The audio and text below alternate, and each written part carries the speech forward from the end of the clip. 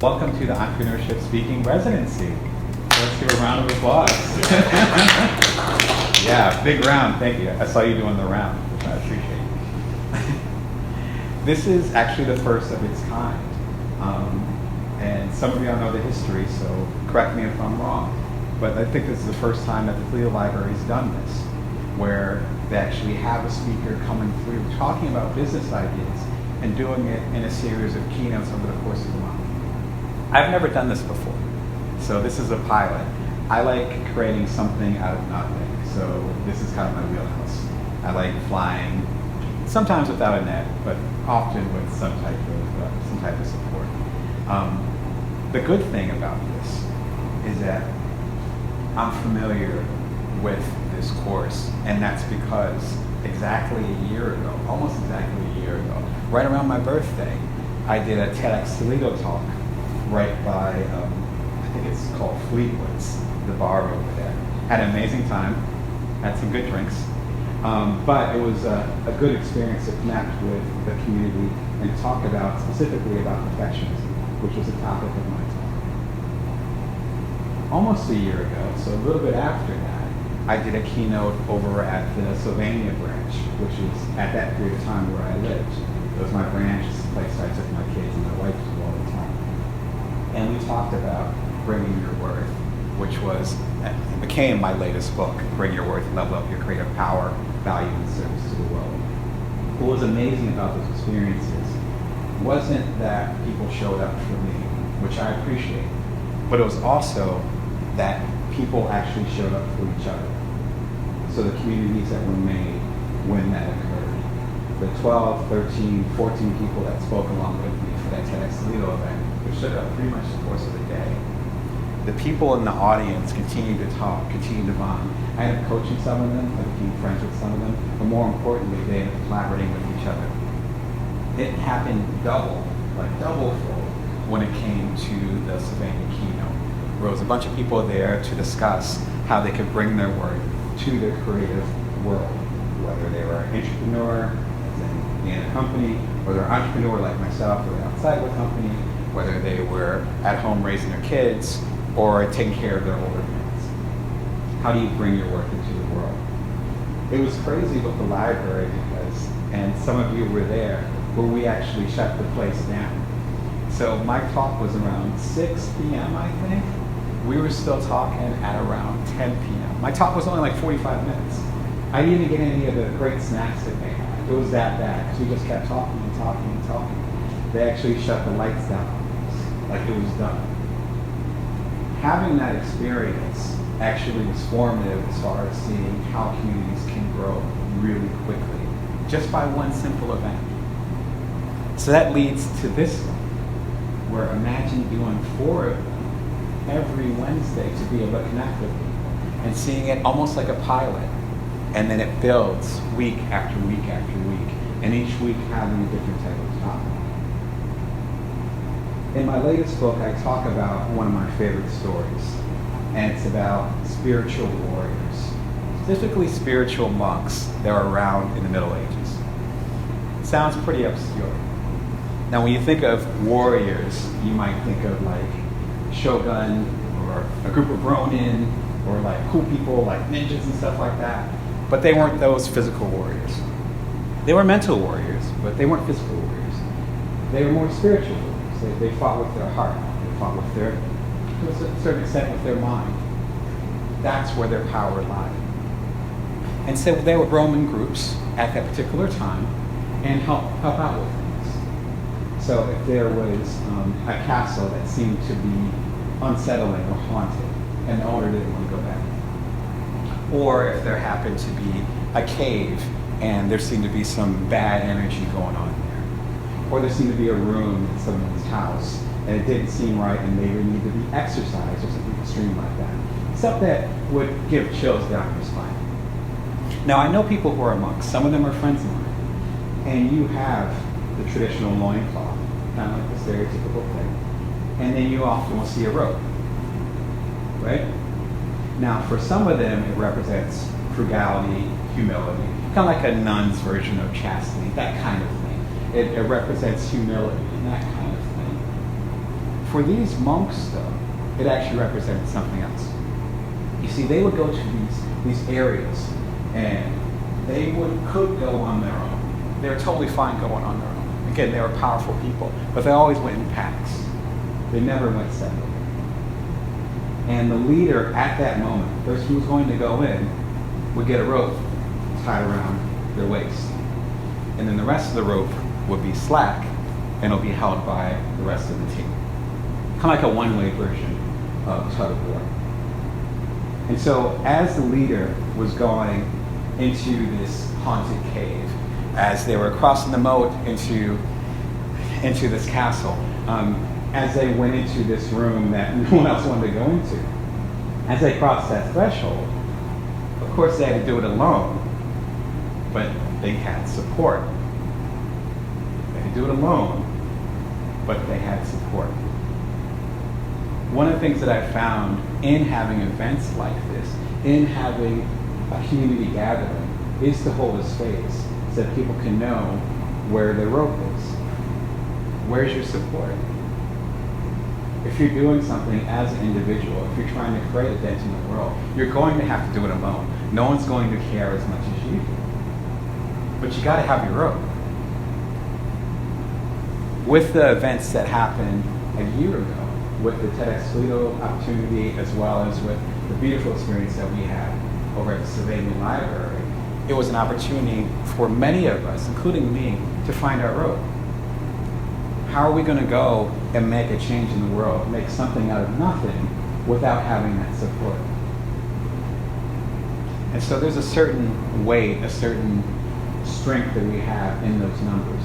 So I'm really excited about entrepreneurship speaking residency, because it gets the opportunity to really build those ropes. And it's going to be 4 different topics. The first one is how to know. The second one is how to show. The third one is how to grow. And the last one is how to bring your worth, roughly following the books that I've done over the past few years. Now, how to know, which we're talking about tonight, is how to know your idea actually makes sense. If you're like me, you have ideas when you're in the shower, or you're taking a walk, or you're taking care of your dog, or whatever you're doing. Whatever benign thing you're doing, that's when these brilliant ideas get out. Well, which ones do you keep? Which ones do you spread to the world? Which ones do you put to the side? That's one, as far as how to know. How to show is when you know your idea is great, and it's going to make an impact on the world, but then you need to get it into other people's hands. So how do you explain it to other people? How do you get it to them? How do you spread that idea? How to grow, as you can imagine, is about scaling that. So then how do you build upon that? You got the idea. People are giving you feedback and they like it. How do you get it to more people? And lastly, which will be our Tuesday event, Tuesday the 29th, will be how to bring your worth, which is taking all these things together and making sure you're showing up as your best self. Now, when it comes to knowing if your idea is worth pursuing, I found that it comes down to 3 basic things. And we'll talk about that tonight. The first thing is to do the simplest act. Number 1, do the simplest act. We tend to talk about moonshots. I'm part of the problem because I write for Inc. magazine. You can read my stuff at damonbrown.com. And so I'm part of the media complex where we talk about these big things. And it's like, well, sometimes you have to start really small to do the big things. So you want to start with the simplest act. Simplest act creates momentum, and momentum breeds momentum. If you take the first step, you're more than likely to take the second step. Back right before I was born, in the 60s and in the 50s, IBM dominated everything. So if you're old enough, you remember that. You might not remember EES or Texas Instruments or those competitors because Big Blue was there. IBM ran things. We're talking multi-billion dollar stuff. Now, a lot of leaders asked at the time, how does IBM dominate the tech industry? Because you have to remember 2 different things. First of all, this was before the time of home PCs.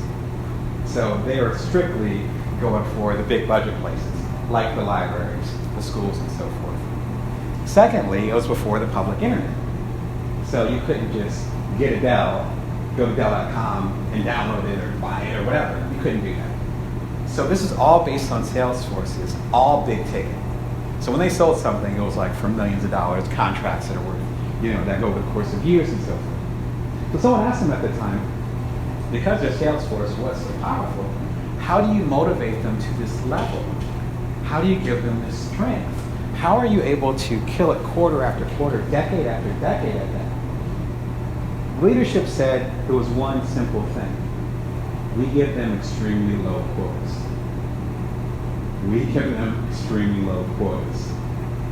So if EDS, rest in peace to Ross Perot, if EDS was over there saying you have to sell 5,000 units this week or you're fired, IBM would be saying sell 50 this week and you're leaving. It sounds ridiculous.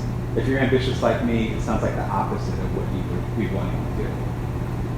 But let's say you're Frank and you're coming in on Monday morning, you go make your coffee, you go sit down, it's 9 o'clock, and you make that first phone call to do that sale. You go and you make the phone call, they say yes, 75 units sold. It's 9:01, you haven't drank your coffee yet. How does that make you feel? You already got like 1.5 of your quota. You can stop for the rest of the week. It's 9:01 on Monday. You're done. You go take a vacation. But it's probably not what you're going to do. You're going to say, I'm crushing it at 9:01. I haven't even sipped my coffee yet.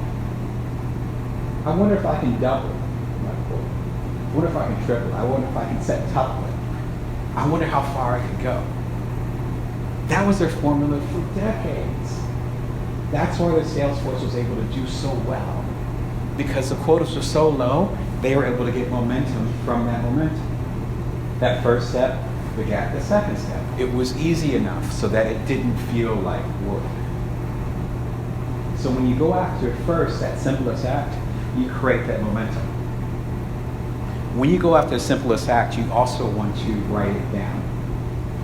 If you got pen and pad, I am happy to see it. Because something different happens when you have a pencil and you have a piece of paper. The first thing is that when you write something down, there's a higher level of accountability. I recently moved from Sylvania over to Las Vegas. So big change, a little bit different. And so I'm moving all my stuff from my home office to my new office, my new house. And I'm pulling out pieces of paper and it's stuff that I wrote down years ago. And there are things that came to pass. There's a certain level of accountability that happens when you write things down. I don't know how many times I've been at a party. That might even happen tonight, where someone said, you have to listen to this song. I'm really into music. It's like, you have to listen to this song. Go download this song. You have to buy this book. This book is amazing. And I'm like, yes, I will buy this book. Let me go ahead and type it into my notes app. I never buy a book. I never get the music, ever. And that's because things happen to technology. You send an email to someone, and send an email to yourself, and it might get lost. You text something, and you might not remember it. You put it in the notes app, you may never look at it again. But there's a second reason of that, aside from that level of accountability, where you're feeling a little bit more justified when you write it down. It also goes to a different part of the brain. And so when you text or type, it actually stays in front of your brain, short-term memory. So it's kind of like a blackboard, chalkboard, whatever they call it nowadays in school. I remember blackboards. But you write it down, and then your brain's like, no. There's some more important stuff over here. You're not going to remember that. Let's get rid of that. Wait, something else pops up. Oh, well, let's get rid of that. And before you know it, whatever you committed to, even if it is the simplest act, it's gone. You go home tonight, you're not. But if you write it down, it actually goes more into your long-term memory. Your long-term memory is connected to habits. It's connected to the brain synapses and all these little details, all these scientific details that go into play. And so you're more likely to create a habit. And whatever you're doing, if you want to create a difference in the world, and you're starting this new curve, this new learning curve, you gotta turn it into a habit. So when you start something and you wanna know if the idea is good, one, you gotta start with the simplest act, write it down, understand that momentum breeds momentum, and finally, when it comes to that simplest act, understand that traction comes from action. So traction comes from action. Now traction would be any type of metrics or KPIs or whatever industry you come from, we call it different things. But it's basically how you judge how well you're doing. So it might be someone asking for your business card for the first time, and it's to a new business that you have. That's traction. Or it could be someone buying your product for the first time. It could be doing your first talk, right? It could be hiring your first employee. That's traction. You'll look at it and say, I'm making progress. But that traction only happens when you have action, and that action again comes from momentum. Momentum is internal. Traction is an outside metric. Does that make sense? I have a mild obsession with lottery winners. And I don't mean like the scratch outs that my grandmother does, that kind of thing. But I mean like the folks that win like $47 million, or I'm originally from the East Coast, so the Powerball over there, and someone wins like $500 million, and it's to like one person or two people. I'm fascinated by that. More because of the psychology. And so, do you know the story with a lot of these lottery winners? What happens within 2-3 years? Exactly, yeah, it's gone. It's gone. One of three things happen. Either they end up broke again, they end up declaring bankruptcy, or, and it could be all three, or they end up in worse financial shape than they were before. I'm fascinated by it. I can't tell you why, but I'm fascinated. I would hazard the guess, though, is that when someone's buying that lottery ticket, they're not saying, you know what? I should look up and see if there's any CPAs in Toledo, just in case this pops off. I have a book on my shelf called Sudden Money. I wish I could remember the author, but I can see the cover of it. But it's called Sudden Money. I've had it for about 2 decades, well before I had any money. So I've had it on my shelf for 2 decades, and it's about financial windfalls for creatives, for athletes, for anything. Excellent book. But it's been sitting on my shelf. I'm ready. So then the question is, when you get these opportunities to actually show, are you ready? The problem, I think, with the lottery winners, and I think it's like 99% of them who win, the 9-10 figures or more, have that issue, is because they didn't actually have the momentum. They weren't preparing to become millionaires, particularly like 10 to 100 millionaire, whatever they call it, decamillionaires. They weren't preparing for that. They didn't have the momentum. They had the traction, which could be luck, it could be opportunity, it could be meeting someone, it could be handing out that business card, whatever. They had the opportunity. They had the traction, but they didn't have the momentum. They didn't meet it. It's like if Bill Gates suddenly landed on the library roof and he said, hey, you, here's $1 million for whatever business idea you have. That's some sort of traction. That's validation. But if you're not already going that direction, then that money's gone. Or you'll just be confused. And so you have to remember that if you actually want to make progress, it can't come from internal. It can't come from external. Traction is external, but it can never create that momentum that you need, which is internal. But internal, that momentum, that can create traction all day. You got to start with the simplest act, and it has to come from you, not from someone else or something else. So number one, you want to start with the simplest act. Number two, you want to complete the act. Start with the simplest act, complete the act. It might sound pretty basic, but it's really important to the people that I've coached and the people that I've talked to, and even some entrepreneurs that have done amazing things. It starts with a simple formula. Now, about a year ago, I talked at TEDx Toledo, and I talked a little bit about this, and it's called the Zernig effect. It basically means that if you leave something incomplete, it not only distracts you from what you're trying to do, but it takes energy away from the next thing you're trying to do. If you complete something, though, you get momentum, you get energy, you move forward in a quicker way. So understand that if you start something, and it's not that you put it aside and said, no, I'm not going to do that, but if you start something and you intend to complete it, but you don't, that's actually inhibiting you from moving forward on other things. It's not a passive thing. So it's so important to complete whatever you're doing. One of my favorite sayings is good may be the enemy of great, but perfectionism is the enemy of success. Good may be the enemy of great, but perfectionism is the enemy of success. In other words, even if you complete something and it looks janky and bad and rough, the fact that it's complete, kind of like the IBM example, as far as finishing that quota, that does something to us. The most productive people I know, the people who have done the most amazing things in their lives, they always finish. Even if it looks like it, they always finish. Second, when you're able to complete the act, you can actually get feedback. As I mentioned, I'm a coach. My thing is what I call non-traditional entrepreneurs. So people who are side hustlers, solopreneurs, people like myself who have kids at home who are still trying to do amazing things, people who have older parents that they're taking care of. All those different types of things, they are my people. Some of you might be my people. And so I work with a lot of folks that are trying to figure things out based on the resources that they have. And there was one person I was working with who actually wanted to make products, like a service. I'll leave it at that. Tech-driven service.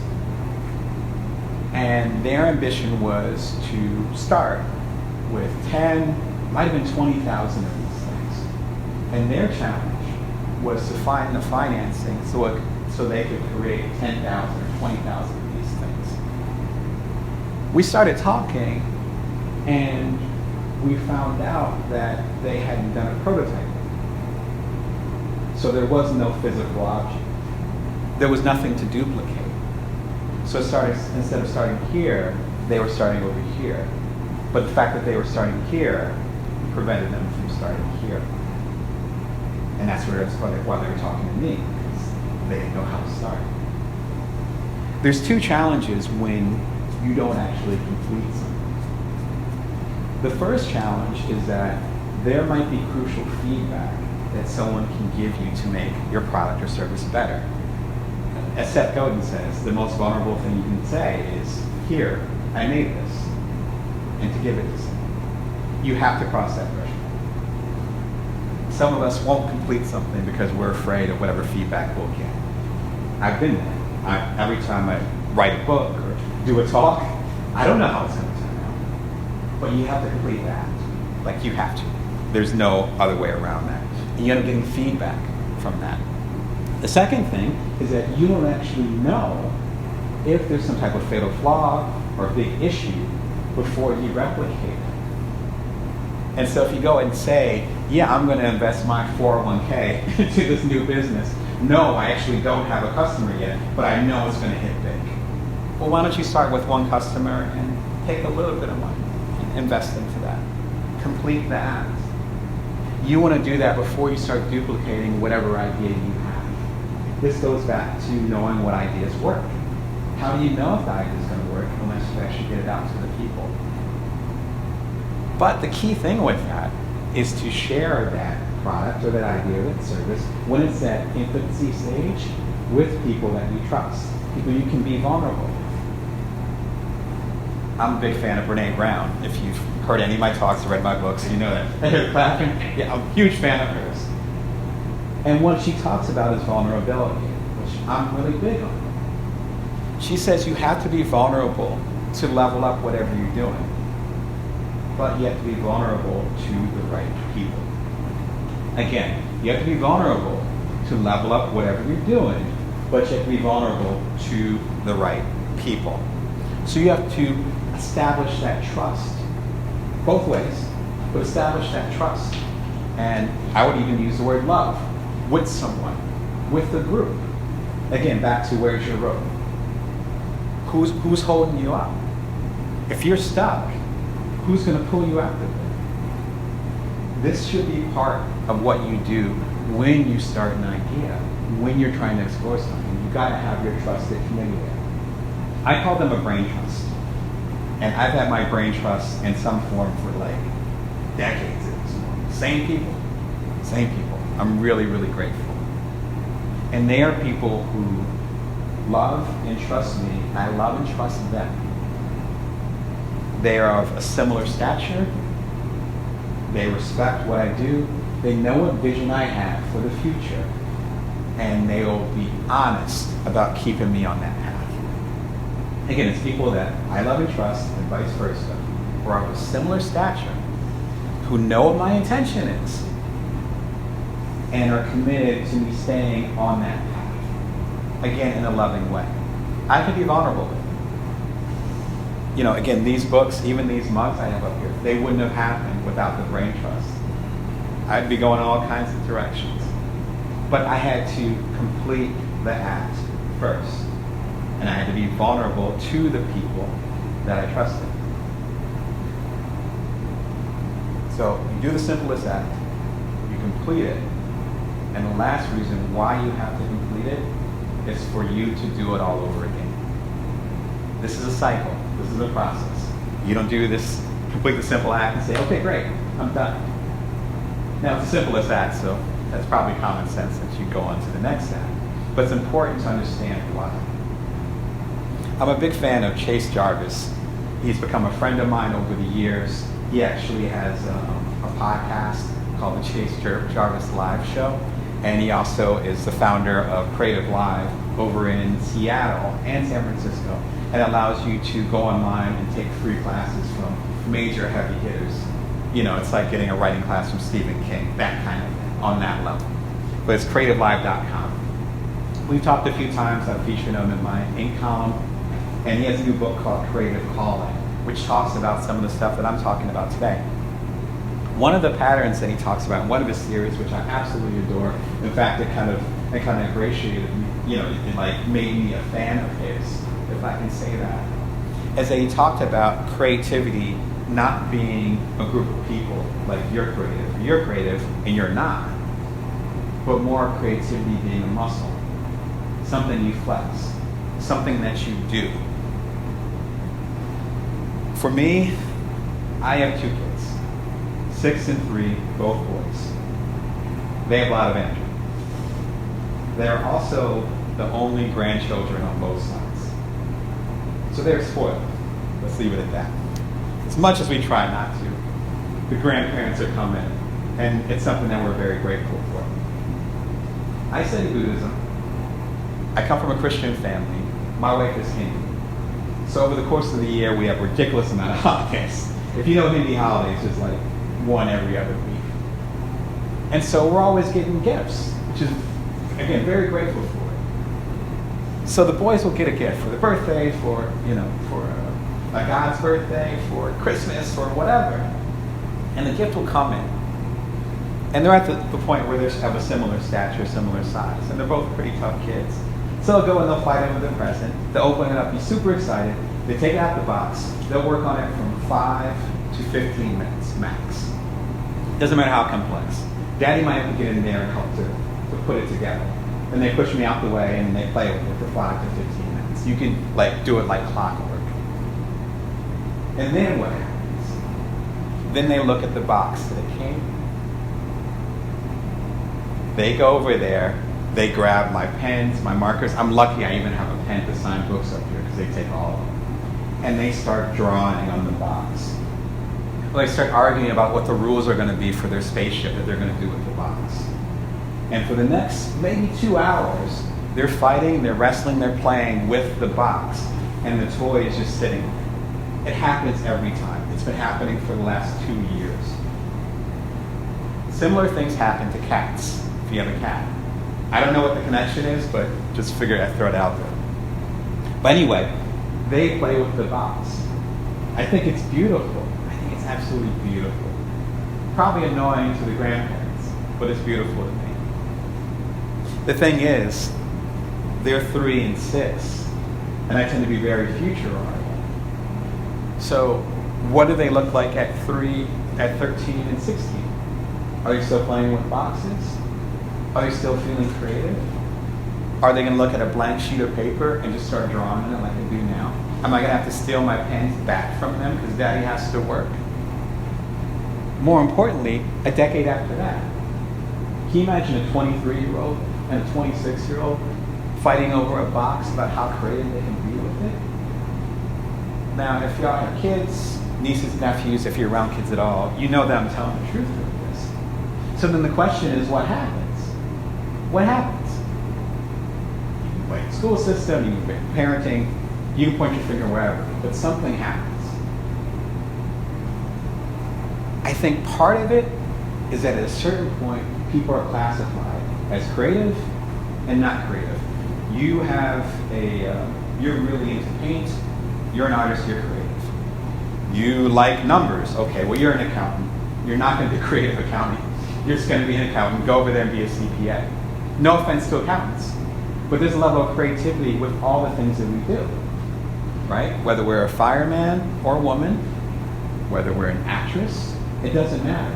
There's creative solutions everywhere, whether we're in a business or it's corporate or we're independent like myself. It doesn't matter.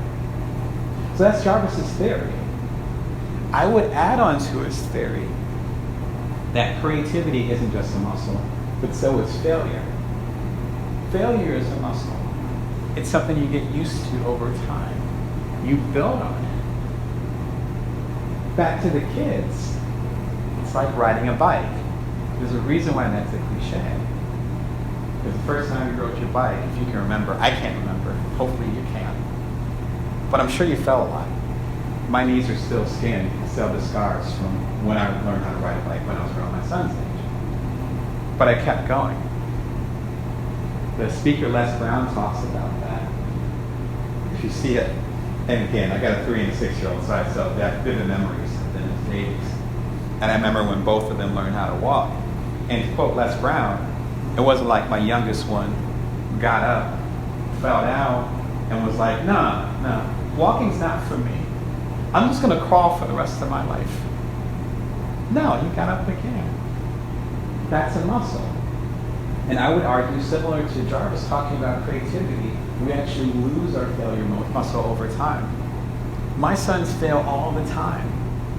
Spelling things wrong, using the wrong word for this, spilling milk on the floor every day. But they get through that. They complete the act.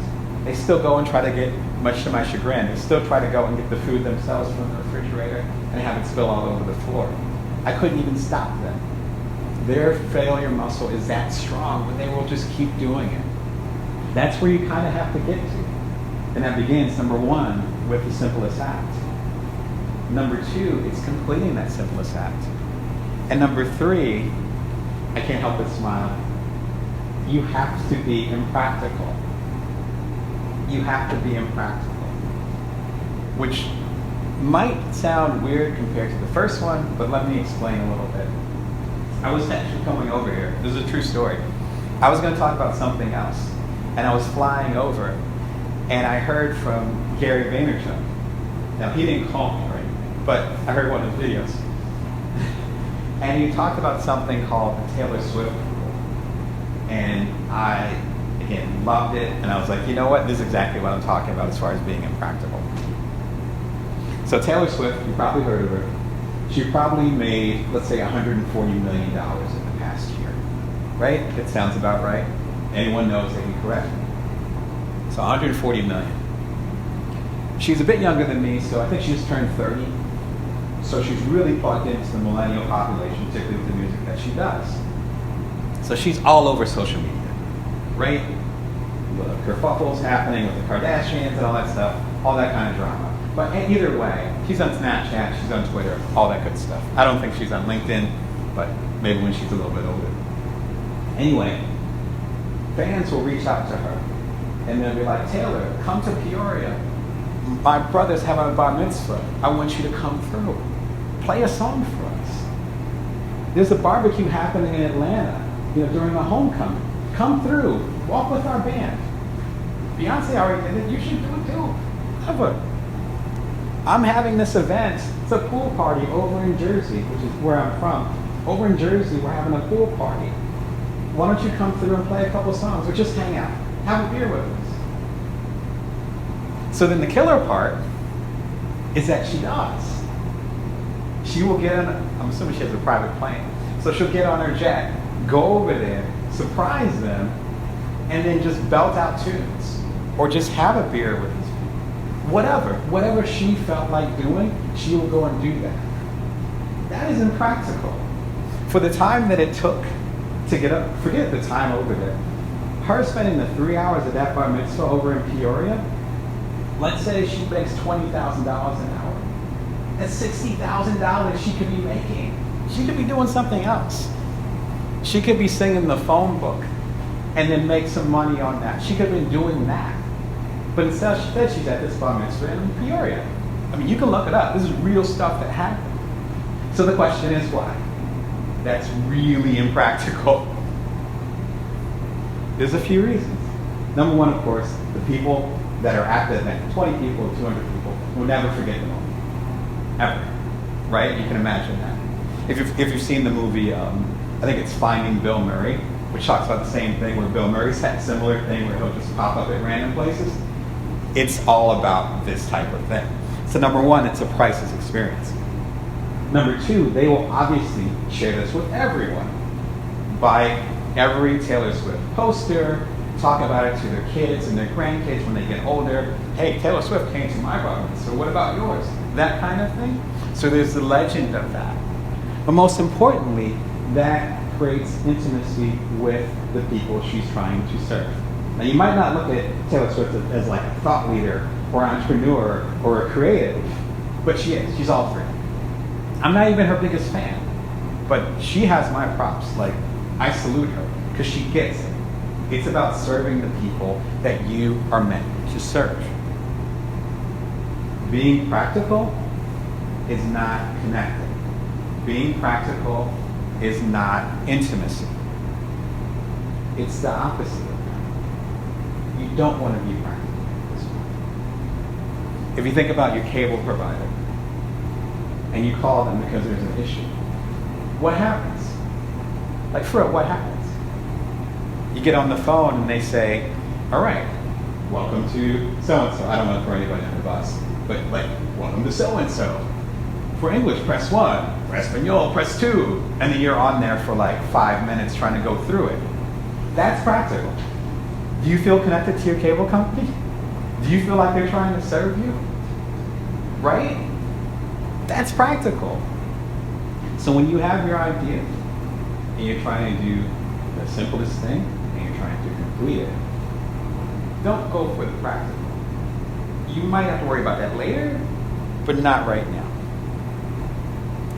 When you do the impractical, you also have the opportunity to really foster a community and find out how you can serve the people that you say you want to serve. About 2 years ago, again, my thing is non-traditional entrepreneurs. So solopreneurs, people who are side hustlers, etc. And I felt disconnected from the people I was trying to serve. So I left social media for 3 months. Actually, I left. I was going to leave for a little bit longer. I was going to leave for a little bit shorter. And I realized that a quarter was the best amount of time. That meant no Twitter, no Facebook, no Instagram, which is actually my favorite. And then I'd hop on LinkedIn like once a month to accept some requests. Again, this wasn't 2007. This was last year. It was early 2018, January to April. If you look me up on social, you won't see me on there. The thing was, for that quarter, I actually doubled my revenue. Again, I got off of social media and I doubled my revenue for that quarter. I actually did an ink column about it. Again, you can go to damonbrown.com to read it. I was not expecting that.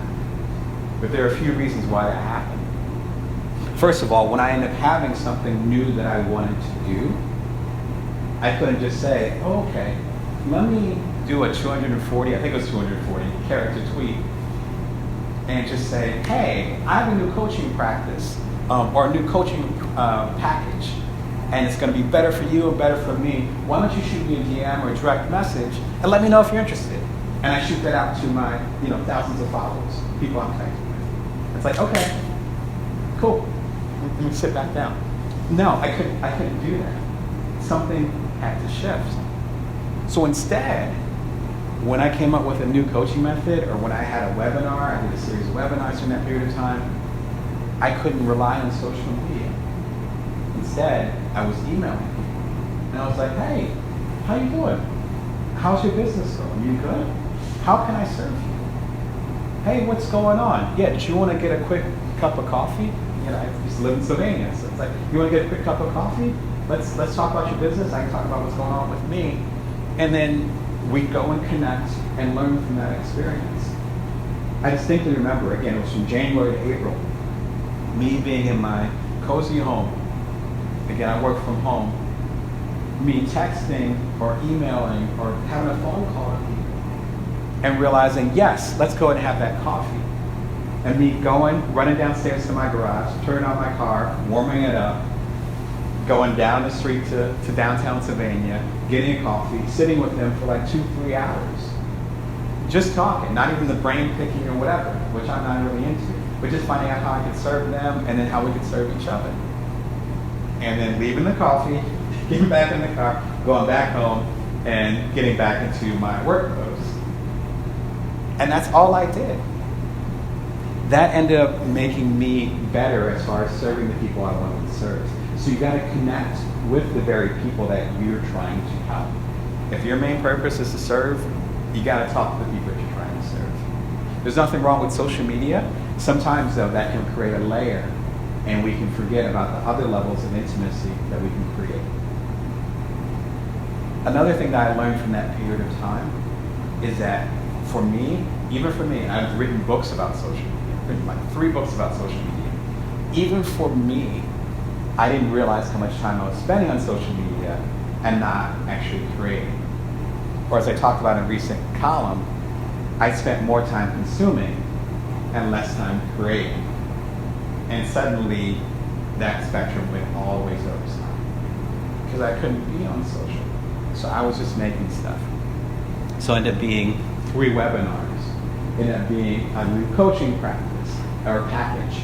Ended up being me beefing up my email list, which got really, really big, at least by my metrics and standards. Again, back to the metrics and traction, because I was more engaged with the community that I was emailing with. I'm at joindamon.me if you want to join my email list.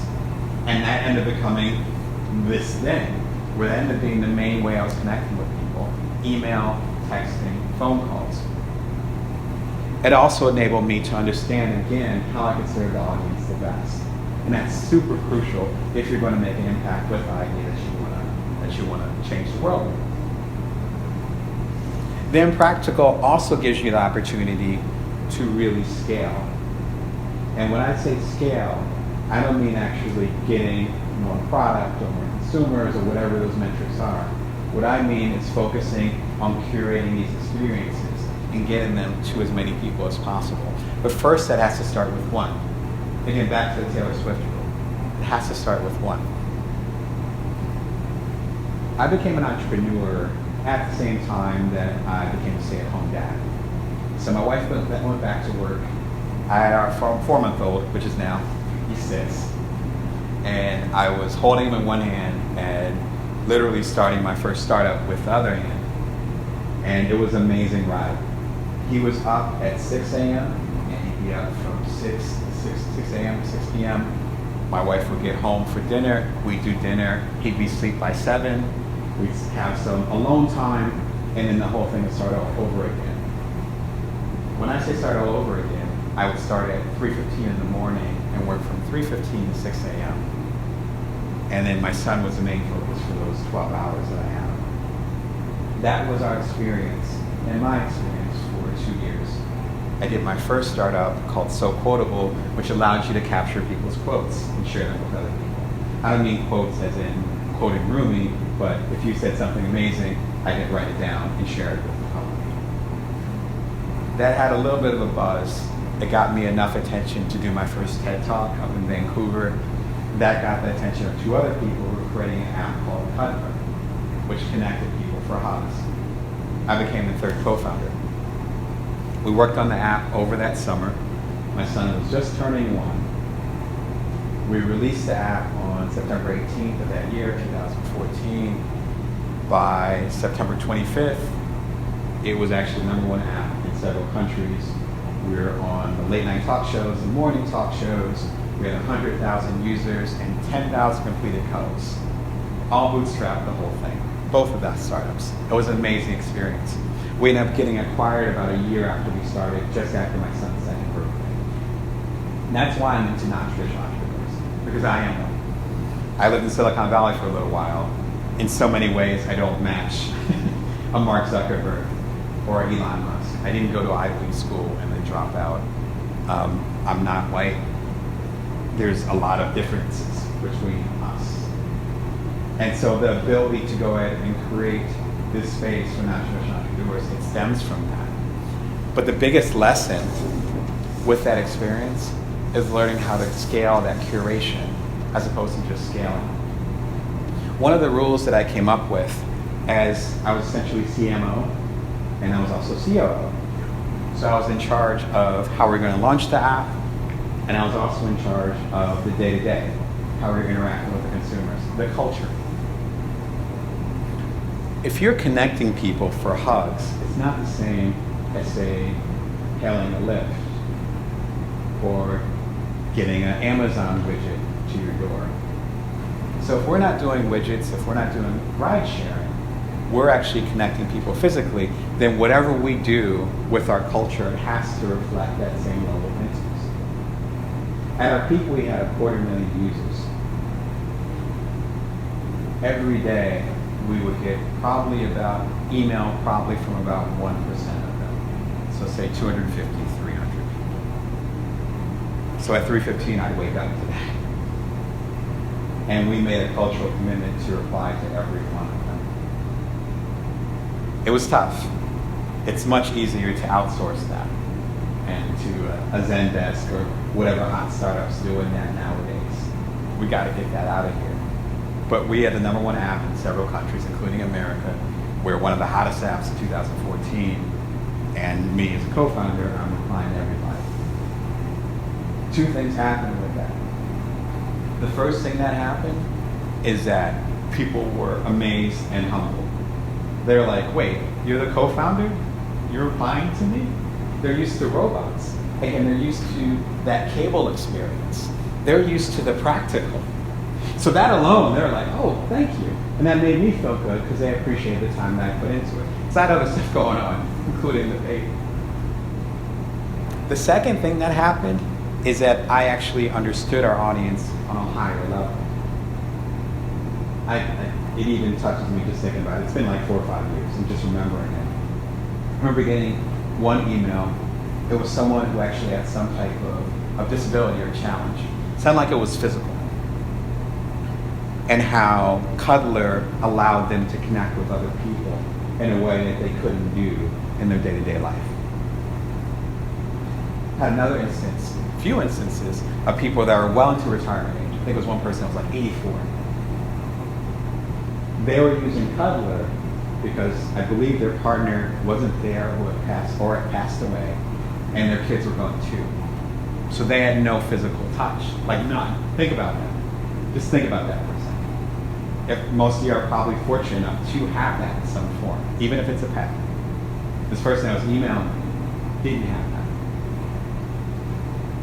The question is, how do I know that? How do I know these people's stories? How do I know the stories of the consumers themselves who we're taking care of, who we're serving? Because I was being impractical. If it was an automated message that said, hey, I know you're having tech problems with the app, but we'll get back to you as soon as we can, and we never do, then I wouldn't know who we're serving. It put a face on it. Again, like years later, I can still remember these emails. It put a face on it. That's what you want to do. You can't, just like diversity, just like other types of challenges that startups are having or people are having right now with their businesses, you can't plug it in later. it starts with the beginning of the idea. It starts with the foundation. And your foundation is where everything's going to grow. So when we were on the cover of the Wall Street Journal, when we were on the cover of the New York Times, within that period of time, it wasn't because we were fighting and saying we're going to scale this company or we're going to make it the biggest company in the land. It was because we curated the experience for each and every user as much as we could. That in itself created that buzz and that comfort so that 250,000 people came with us. When we ended up getting acquired, we didn't go and say, okay, we're going to go ahead and we're going to kill it, and then we're going to push for Google or Apple or one of the major companies to acquire us. We said, no, we want to push the cultural needle because there's a space here, an intimacy space, where you have Grindr and Tinder and all the things that were hot at the time. It's still a little bit hot now. This is 2014, so it's a little bit different world. But you had all these different hookup apps, but there was a certain level of coldness and remoteness to them. How can we bring warmth? How can we use technology and leverage it to connect people, truly connect people? And there would be this whole audience for that. And that made us attractive enough to be acquired. So our focus wasn't on scaling, but it was on curating the experience for each and every user as much as we could, and that caused us to scale. Do you see the difference? And so when it comes to understanding how to know how your idea fits into the marketplace, if it's something that's worth pursuing, the first thing you have to do is go after the simplest act. Momentum breeds momentum. You have to start moving forward. And I mean, if it's you spending $5 in 5 minutes getting a web domain based on the big idea that you have, you wasted 5 minutes and $5. You can do that. You got to take that first step forward. What you have to do, too, is actually complete that act. If you have something that's incomplete, that's actually going to distract you from moving forward. And it doesn't have to be perfect. In fact, if it's not perfect, then getting feedback from that completed act to help make it perfect. And lastly, you have to do the impractical. So don't worry about replicating it 1,000,000 times. As one of my coaching clients said, don't worry about the replication. Worry about creating that intimacy, that connection with the person that you want to serve. You do that, and then that success will come more naturally than you just trying to do the practical thing from the beginning. When you're thinking about automating something, or trying to duplicate it 1,000,000 times, or worried about that stuff, think about like the cable company. Do you want to be Taylor Swift? Or do you want to be the cable company? Which probably is a weird image, but you understand what I'm trying to get at. And so that's how to know. Thank you.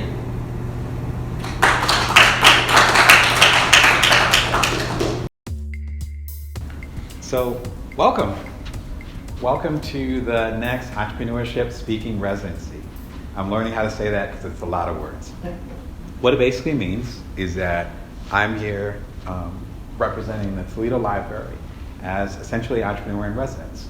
I'm trying to take some of my knowledge, some of my experiences, some of the bumps that I've taken, lumps I guess, and bring those to people who could use that kind of insight. My name is Damon Brown. I am a speaker, obviously.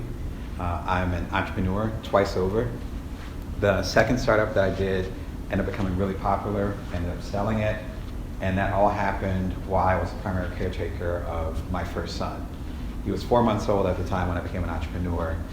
As I say, I was trying to change the world with one hand and trying to change a diaper with the other.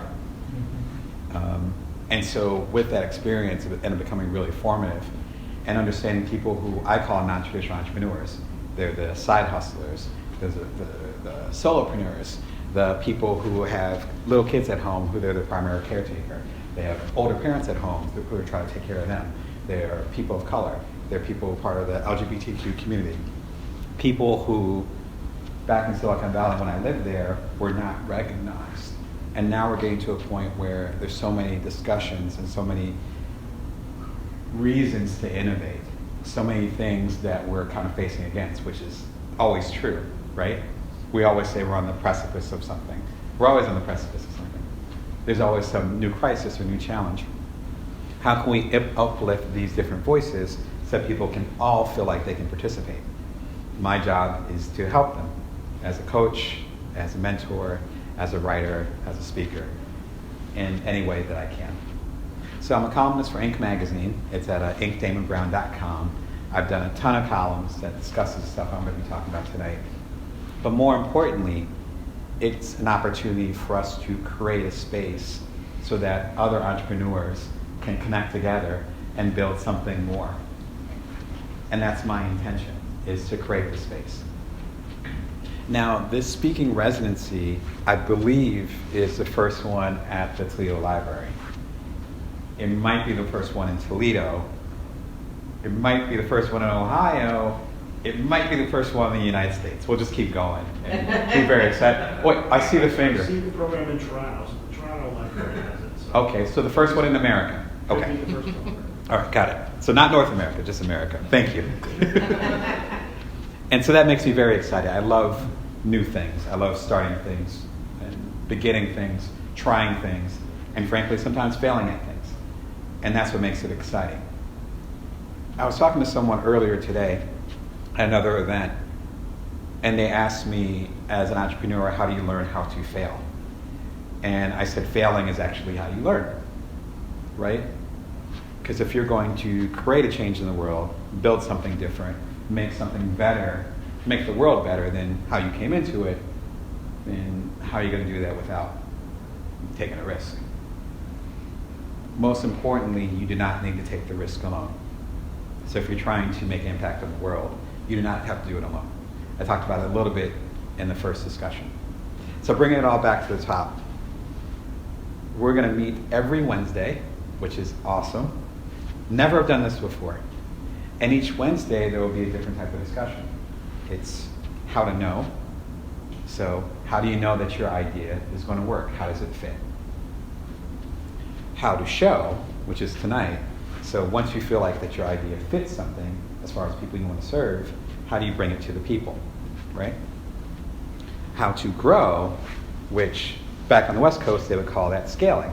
So how do you reach even more people?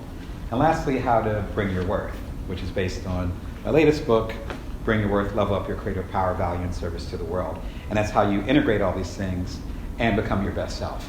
Because you can have your great idea, you can reach the people that you want to serve, you can reach even more people, even beyond the people you want to serve, but if your life isn't right, it's not going to matter. And so that's what the last discussion is about. We didn't want to bump up against Halloween, so we actually moved it to Tuesday. So that's Tuesday the 29th.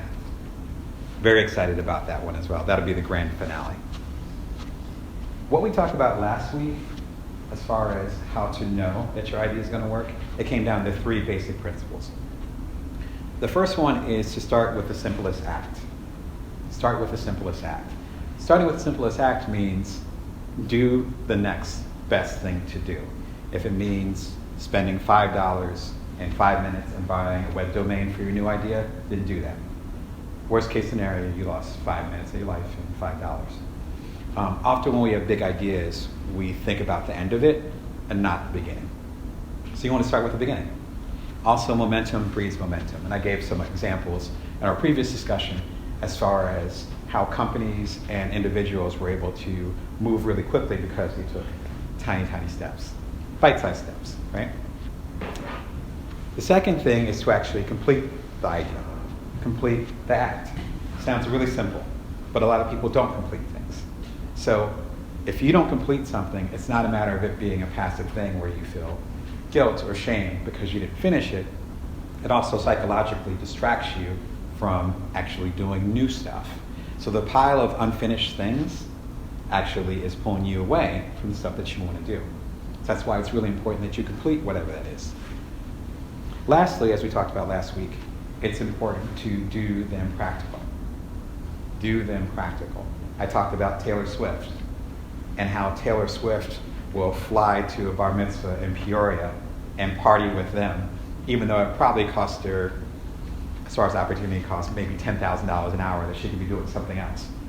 But the goodwill, the fan base, the representation of her brand, the support she's able to give and get to her community actually elevates things. Few people at her level do that. If we're doing our little startups, if we're doing our little thing, if we're doing things independently with opportunity to curate those experiences for the individual, that's a rare gift. As I mentioned, being practical is often the opposite of connection.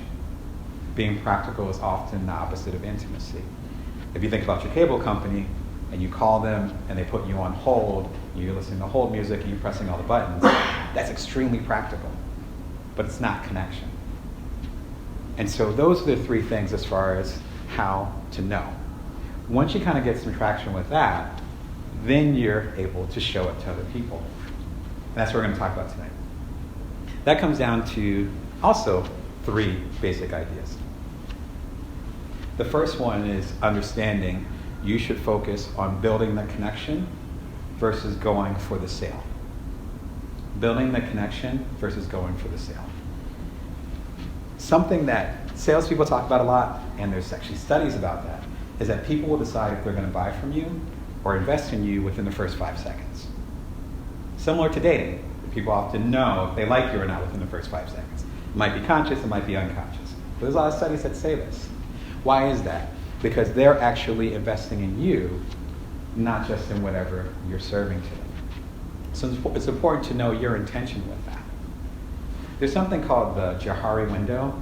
I don't know if any of you have heard of that. It's Johari. So it's actually, sounds like a crazy name, but it's a combination of the two psychologists that came up with it. Kind of like Jodeci, if you're familiar with R&B. A couple people get the joke, that's great.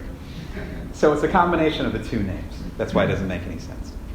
The Johari window was probably made around the time I was born, so 30, 40 years ago. And it's a window pane. And in this upper, let's call it upper corner because I don't want to deal with the theater side of it. This upper corner are the things that you know about yourself and the things that other people know about you. For instance, I have black hair and it's turning gray. Everyone knows that, I know that. It's good, right? It's a fact, if you want to call it that. The next pane, right next to it, are the things that you know about yourself, but that no one else knows. So it could be that you have this dream of being a ballet dancer, but you shared it with no one. Or something happened to you when you were a kid, and you just didn't share it. So it could be deep secrets, or it could be something that just never came up. Now, if you're following me, there's the pane down here. That's the interesting one. Those are the things that you don't know about yourself, but other people know about you. That's the most powerful pane. P-A-N-E. Because that represents those things that people pick up from you, that you don't even know you're giving off. And lastly, there's the corner right here, which represents the things that you don't know about yourself and no one else knows. You know, there's not a lot of relevance there because no one knows what's in that box. This though, the lower corner one, this is the powerful one. I talk about it in Bring Your Worth, where we tend to underestimate what other people are picking up on. We tend to underestimate other people. We think we can come in this way and get this from them. I don't believe that. I believe in the intuition and the insight of other people will pick up on what your intention is. That's kind of the second part of it, is understanding why you're actually trying to serve these people. I was coaching someone recently, and they were talking about they wanted to go to an event and sell out of their item, which is cool. We all want to do that, I guess, right? Love to sell all these items. That's a great intention. That's good business. Hopefully I'm serving people, etc. So that was their intention, which is cool. I have that intention too. But that's kind of where it stopped. And so I said, okay, so we could say, yes, I'm going to go there and I'm going to sell out this product. Or we could say, I'm going to go there and I'm going to serve the people in this particular way because they've been underserved and I want to make sure that they're taken care of. My way of taking care of them is with this product, but if another way comes up, then I shall do so. And it might be that people are interested in the product, but they're not ready for it. Maybe they can't afford it. Maybe there's a tweak I need to do to the product. So maybe I won't sell the product this time, but I will take that information and I'll listen to everything that they say. And based on what they say, then I'll be able to serve them correctly, maybe with a different product, maybe with something completely different. That's different. If your intention is to get the quick sale, then it's going to change everything. It's going to change the words that you hear. It's going to change the words and actions, physical and otherwise, that you do. It's going to be you meeting someone at an event and they're not interested in buying your product or service, but they know literally a million other people that will do so. But if you're listening to them and just waiting for them to pull out their checkbook, you're going to miss that. One of my favorite early social media theories from a few years back, I might have mentioned in one of my books early on, is that it doesn't matter how many followers you have on social media. It's the same discussion. Because you could have one follower, but if that follower is an Elon Musk or Oprah Winfrey, and they're retweeting your stuff, or they're sharing it, or they're liking it, that's way more powerful than a million people that are following you that aren't doing anything. Same thing. And so if you're focused not on the long-term relationship, but just on the sale, there's going to be huge opportunities that you will miss every single time. Lastly, in regards to building those relationships, again, they are actually investing in you. And when I say investing, I want to be really careful with that. That's why I'm kind of pausing. There's a few different resources that people can invest in. Something I've been thinking about a lot. Because people can give you money, and that tends to be a shorthand, horribly so, of value. But y'all are giving me intention right now, and focus. That's worth something too. You're giving me time, right? People can give you that. So it's not a matter of someone, again, immediately buying your product or service, them just giving you the time, them focusing on you for a moment so you can do your pitch or have that discussion. That's valuable too. Even if they don't buy your product, they're giving you something. So that's an important distinction. If people are involved with you in any way, it's going to be because of how you are, not because of exactly what your service is. When my wife and I got married several years ago, she had one big request. She wanted a pair of Jimmy Choo shoes so she could wear them at the reception. That was her request. I'm not a clothes horse, you can tell. That's not my thing. But it's her thing. The question is why? Now we got the shoes, like that happened. Yeah, I wanted to be happy with that. But those shoes cost 10 times easily as much as us going to Payless or DSW, right? The question is why? Well, it represented a certain echelon in saying, you know what, we're not always fancy, but we're fancy tonight. Oh yeah, we're going to really celebrate tonight. We're pulling out all the stops. And look at the shoes. They represent that.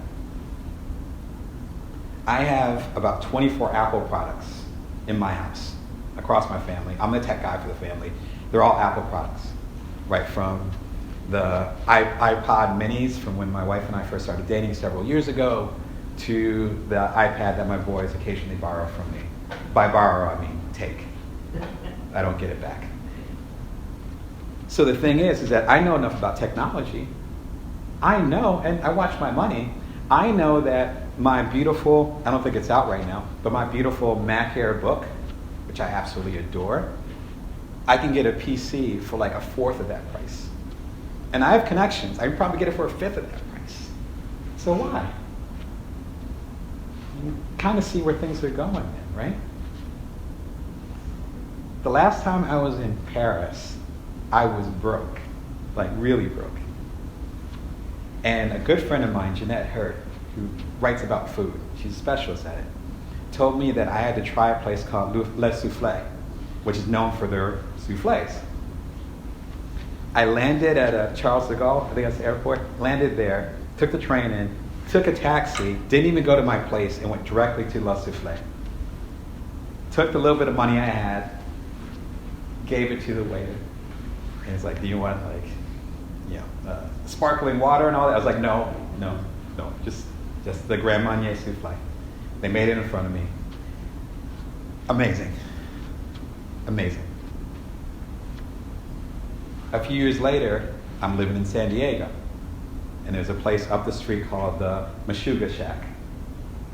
It's Yiddish, so forgive me for butchering it. But Meshuggah Shack. It's down the street. I could walk up there. Best cafe lattes in the world, for me. I've done my traveling. I've done the research.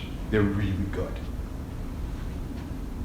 The question is that really the best souffle in the world? Is that really an amazing shoe? Is it really the best products? Is that the best cafe latte in the world? Probably not. But when I went in there with my equivalent of $10 to Le Souffle, they treated me like a king. And I'm sure I was jet lagged, smelly, after flying for 14 hours or whatever. Same thing with Meshuggah Shack. They actually know my kids. Remember, they were in walking distance of my house, so when my 2 kids were born, I'd be, dad, saggy eyes, up all night, pushing Alec, and then later on Avi, my youngest son, pushing them over there. And the owner, who I got to know, was telling me, talking to me and talking to him, talking to them. I knew why he would make them a Meshuggah Shack. He became not quite a friend, but someone who was invested in me. So I invested in him. Those cafe lattes cost twice as much, easily. They're like $7, $8. Take my money. So what am I really investing in? I'm investing in that relationship. So I give all those disparate details because all those examples represent us being willing to pay more. And whether it's paying more time, more energy, walking a little bit further to go to a particular place, flying across the world, and then going straight to a thing when you barely have any money, because I'm investing in that relationship because they invested in me. That's the kind of energy that you want to have, not the quick sale. So number one, if you're going to show, you have to invest in the relationship, not the quick sale. Hopefully that makes it clear. The second thing is that, this is really important, there is no competition if you're being real. There is no competition if you're being real. That word gets trotted around a lot since Jennifer Lopez and all these other things, but there's a genuineness to that. That's why I'm using the word real. My mom and my stepfather, the dad who raised me, are both from Camden, New Jersey. Have any of y'all heard of Camden? Okay, gotcha. I see the somber face. Okay. So Camden, for those that don't know, Camden is like Compton, like Flint. I went to school in Detroit, so I know Flint well. It's on the other side of the state. Flint, Inglewood, East Oakland, etc. Probably the landscape of a lot of the movies that came out in the early 90s about that culture. Except this was in their era, because obviously my parents are older than me. Camden was so bad that when I took a sociology class, Sociology 101, up at Oakland University in Detroit, I opened up my textbook, and Camden was in there as a case study of a messed up city. I swear. So I can't keep a straight face. So I was somewhere between crying and laughing and trying not to get the attention of my professor, who I was intimidated by. And like, I got to keep it together. But that's how rough Camden is. Not saying it's rougher than other cities, but it literally is a textbook example. That's where my parents come from. The reason why I know this, and I know some of this history, is because they told me what they learned. They learned to have a vision when other people didn't hold that vision for you, right? Not exactly supportive. They learned to be resilient in the face of danger. In some cases, literally dodging bullets, right? Lastly, they learned to do the most with the resources that they have. Both my parents grew up poor/working class, depending on the year. So when they had me and raised me, what do you think they taught me? They taught me to keep a vision when other people don't understand, right? They taught me to be resilient against adversity, because not everyone's going to be in your corner, the market or otherwise. And lastly, to maximize the resources that you have. What does that sound like? That sounds like changing the world. That sounds like entrepreneurship. But they wouldn't be able to pass that on to me if they had guilt and or shame related to their history. I would have lost that knowledge. Like, how much knowledge have we lost, or are we losing right now because there's a pool of shame and or guilt around our histories? What's not being passed on? When I went through my own experience with entrepreneurship, and that was my challenging time, it was me, as I said, learning to be a dad for the first time and taking it very seriously. As you can probably tell, my kids are my world. So wanting to do a good job as a dad. At the same time, doing the startup. And then doing the startup again. And then the startup had success, which meant it took even more time and more energy and more organization to get things going and to keep things going. We were on the cover of the Wall Street Journal and the New York Times. And I still got a 1-year-old. Like, how are we supposed to do this? And I'm waking up at 3:15 a.m., waking up and doing that from 3:15 to 6 a.m. with my startup. And then from 6 a.m. to 6 p.m., it's just myself and my first son. And that's my life. Until it felt like forever. And juggling the potential burnout. Being on the verge of burnout. Being one of the few stay-at-home dads that I knew. All those different challenges. When I sold the company in 2015, the day that it was sold was the first day that I started doing my ink column. It's at inkdamonbrown.com. And it was about that struggle. And then I kept writing at least once a week. Kept writing. And that became The Bite-Sized Entrepreneur, which became a bestseller. And that brings me here to you.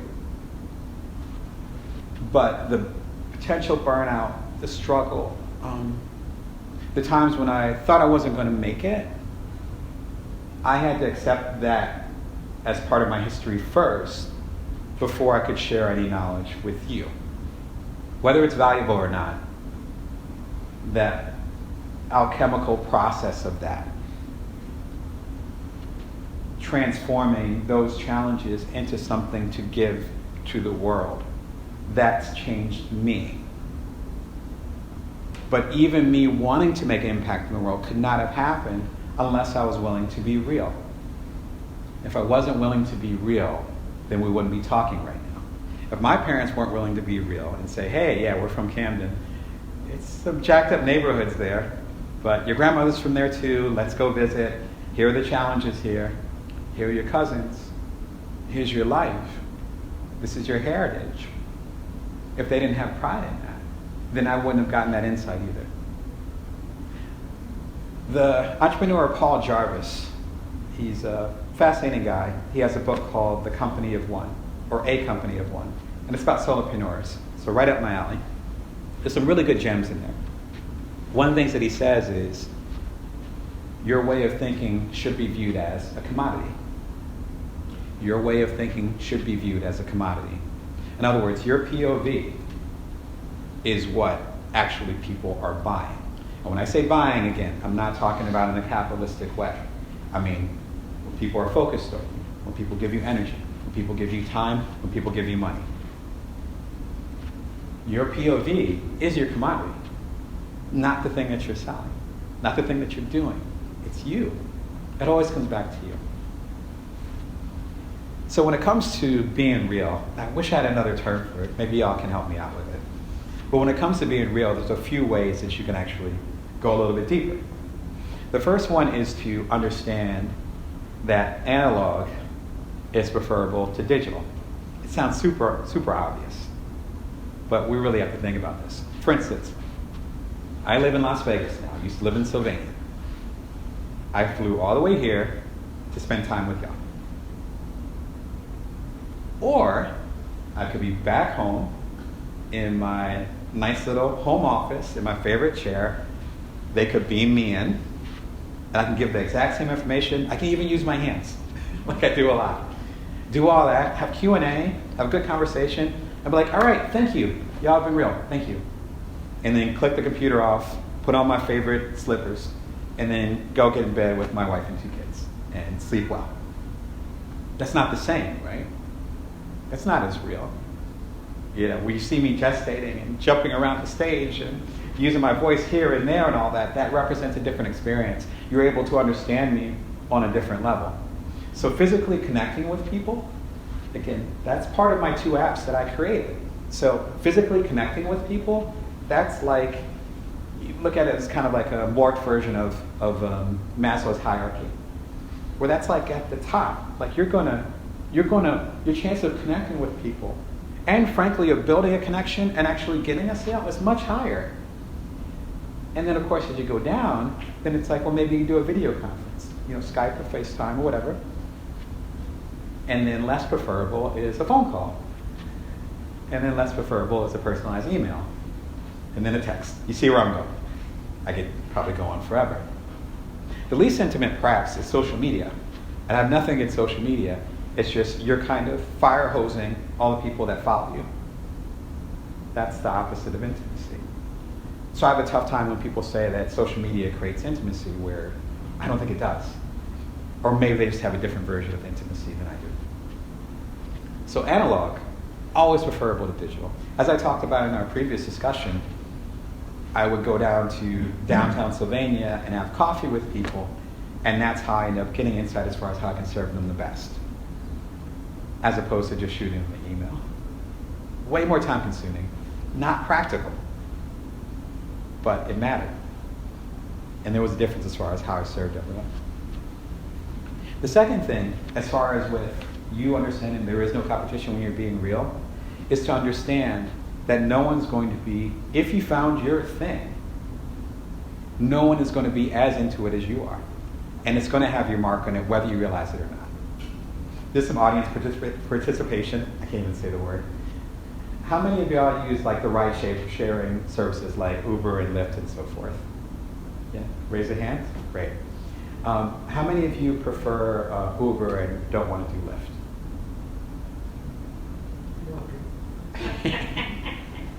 And how many of you are into Lyft? No? Okay, gotcha. It's like kind of indifference, but sort of not. So it sounds like there's slight preferences there, but not really deep. Depending on people you talk to, it's like McDonald's versus Burger King. It's I don't know, Wendy's versus Carl's Jr. I don't know. I just keep going. I digress.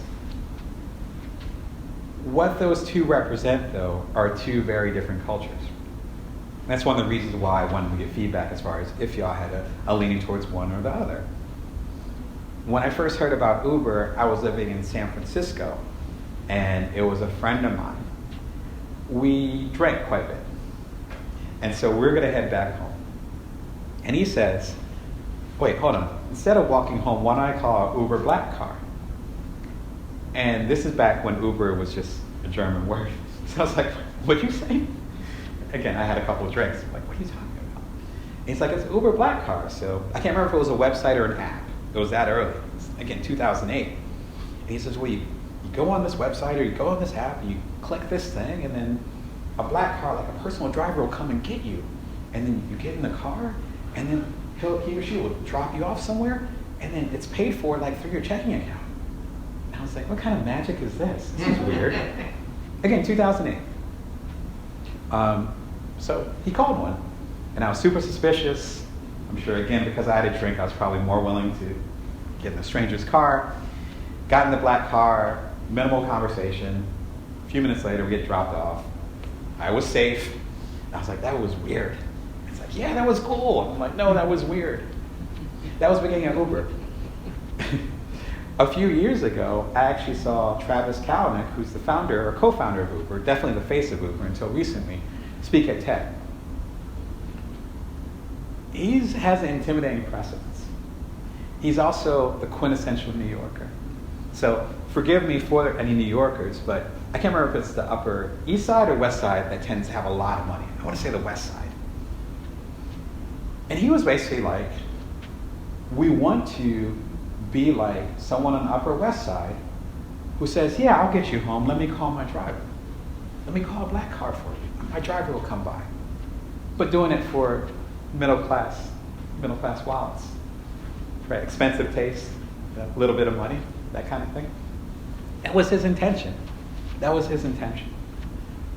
Seeing him in person, he represents that.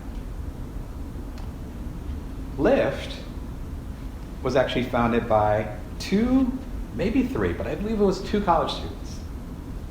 And it was, if you've ever lived on a college campus and not had a car, that's me. I lived like that for 4 years on a college campus. It's hard, especially when I was in Michigan. I was in Detroit, but I was in the suburbs, and you had to walk like 2 miles to get groceries. I love to cook. You see the conflict. So they set up a ride-sharing service, and it's like, hey, so-and-so, James is going that way. Why don't you hop in the car with him and then give him some gas money? That's how it began. It became as a collegiate sharing service of cars. That's how it began. If you were an early user of Lyft, as I was, then you'd see these pink mustaches. Yeah, right? Pink mustaches about the width of my arm, so about 6 feet, 5.5 feet. And they'd stick these hairy, furry pink mustaches on the grill of all the contractors that were driving around. You could see a Lyft coming down the street. That was their vibe. Does that sound like a black car? That sound like the Upper West Side? But it sounds like John, and I'm forgetting his last name, that sounds like the founder, who I also saw speak. So if someone gave me, because they're both worth several $1 billion now. So if someone gave me like $1 billion, and they're like, Damon, start a car service. I thought about this. I would start a car service where when they got to where you are, there would be food that you ordered, and that you can actually eat while you're in the service. Doesn't that sound cool? But that's me. I like to eat. Do you understand? No one can duplicate that. They probably haven't even come up with that. But that's the way my mind thinks. So again, there is no competition. I can start a car service. It can do well. It might not do well. But there's no competition for me, because I'm going to come up with my own kooky idea. That's such an important element of it. Perhaps the most important element as far as competing is to understand that you're not going to be for everyone. Your job is not to serve everyone. Your job is not to serve everyone. Your job is to serve the people that you're supposed to serve. That might mean turning people away. That might mean that people say no to you. And that's actually an indicator of you going in the right direction.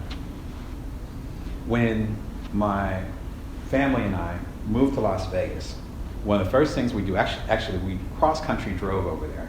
On the way there, let me be very specific.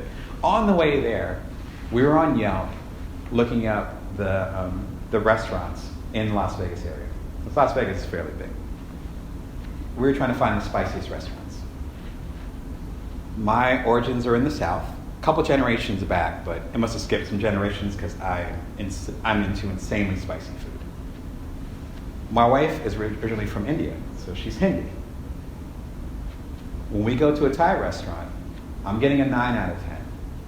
She's getting a 10 out of 10. Our kids are getting a 5 out of 10.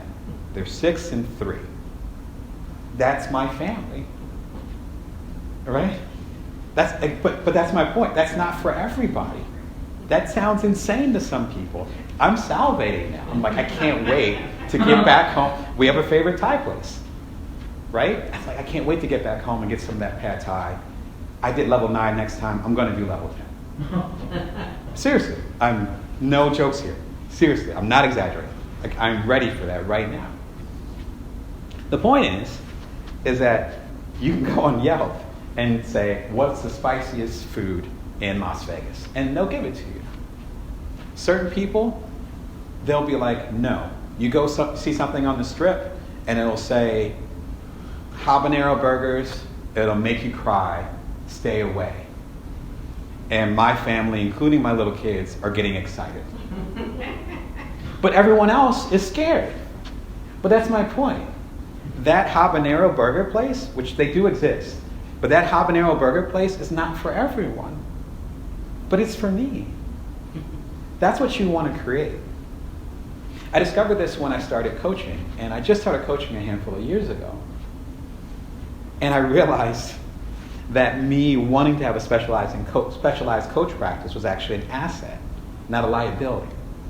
For instance, if I came in here and I said, hey, I'm a coach, I will coach everybody in this room. I will coach men, women, non-binary. I will coach black people, Mexican people, white people. I will coach the old, the young, whatever. I will coach Little League. I will coach anyone in this room. You bring people in here, I will coach them. I'll coach you, right? How does that make you feel? Does that make you feel special? Does that make me sound desperate? Probably a little bit of both, right? It's like, that's not specialized. Why are you picking me? Because I'm here, because I'm breathing, I have a pulse. As opposed to what I do, where I focus on non-traditional entrepreneurs, the side hustlers, the solopreneurs, the people who might feel discounted or have not been heard from. Because I figured that at this period of time, we have the manpower and woman power, we have the tools, we have the devices to actually create the world that we actually were supposed to create in the first place. So I'm going to be part of that movement.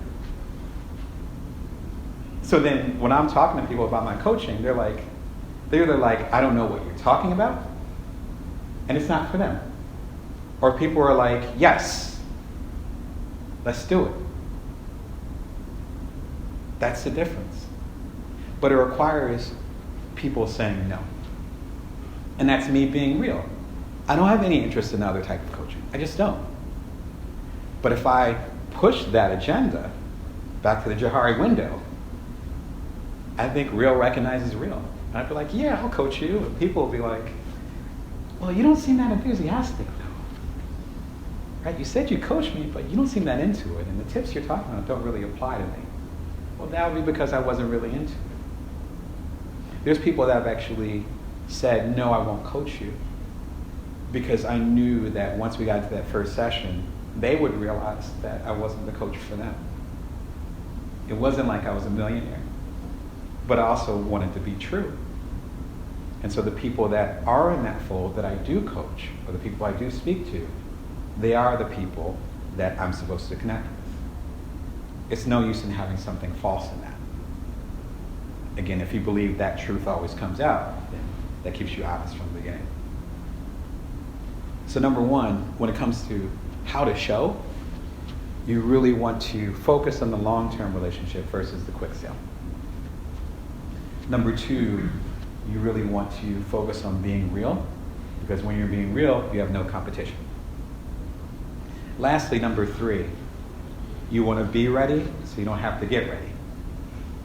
Something that probably from the Camden streets. I heard it somehow. People say it a lot. But if you are ready, then you don't have to get ready. And there's something great about that. The number one thing when it comes to that is understanding that your foundation is your gold. So the time, Malcolm Gladwell talked about the 10,000 hours in Outliers. That's been debunked a bit, but the theory still holds true.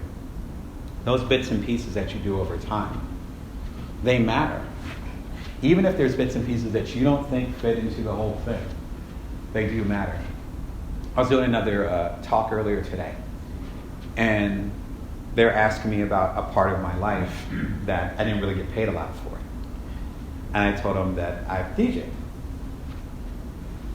And one of the things that I learned from DJing is being able to read a crowd. If the rhythm changes, or if the crowd isn't really dancing, then we need to change to something else. Where else does that apply? It applies to public speaking. Being able to understand people, being able to read people, being able to read a room, knowing when to stop the record and when to continue. That's part of my foundation. That's part of my life. And that integrates into the work that I do now. And that's part of being ready, is integrating, or at least trying to integrate all these different pieces. I know when I first started doing the ink column, again, happened to run the day that our startup was sold, because I did it with two other co-founders. So it was July 31st, 2015. Talking about my experience. And then I would do one once a week. Now it's about 500, maybe 500 plus of like these 300, 400, 500, 600 word stories. Week after week, sometimes a couple a day.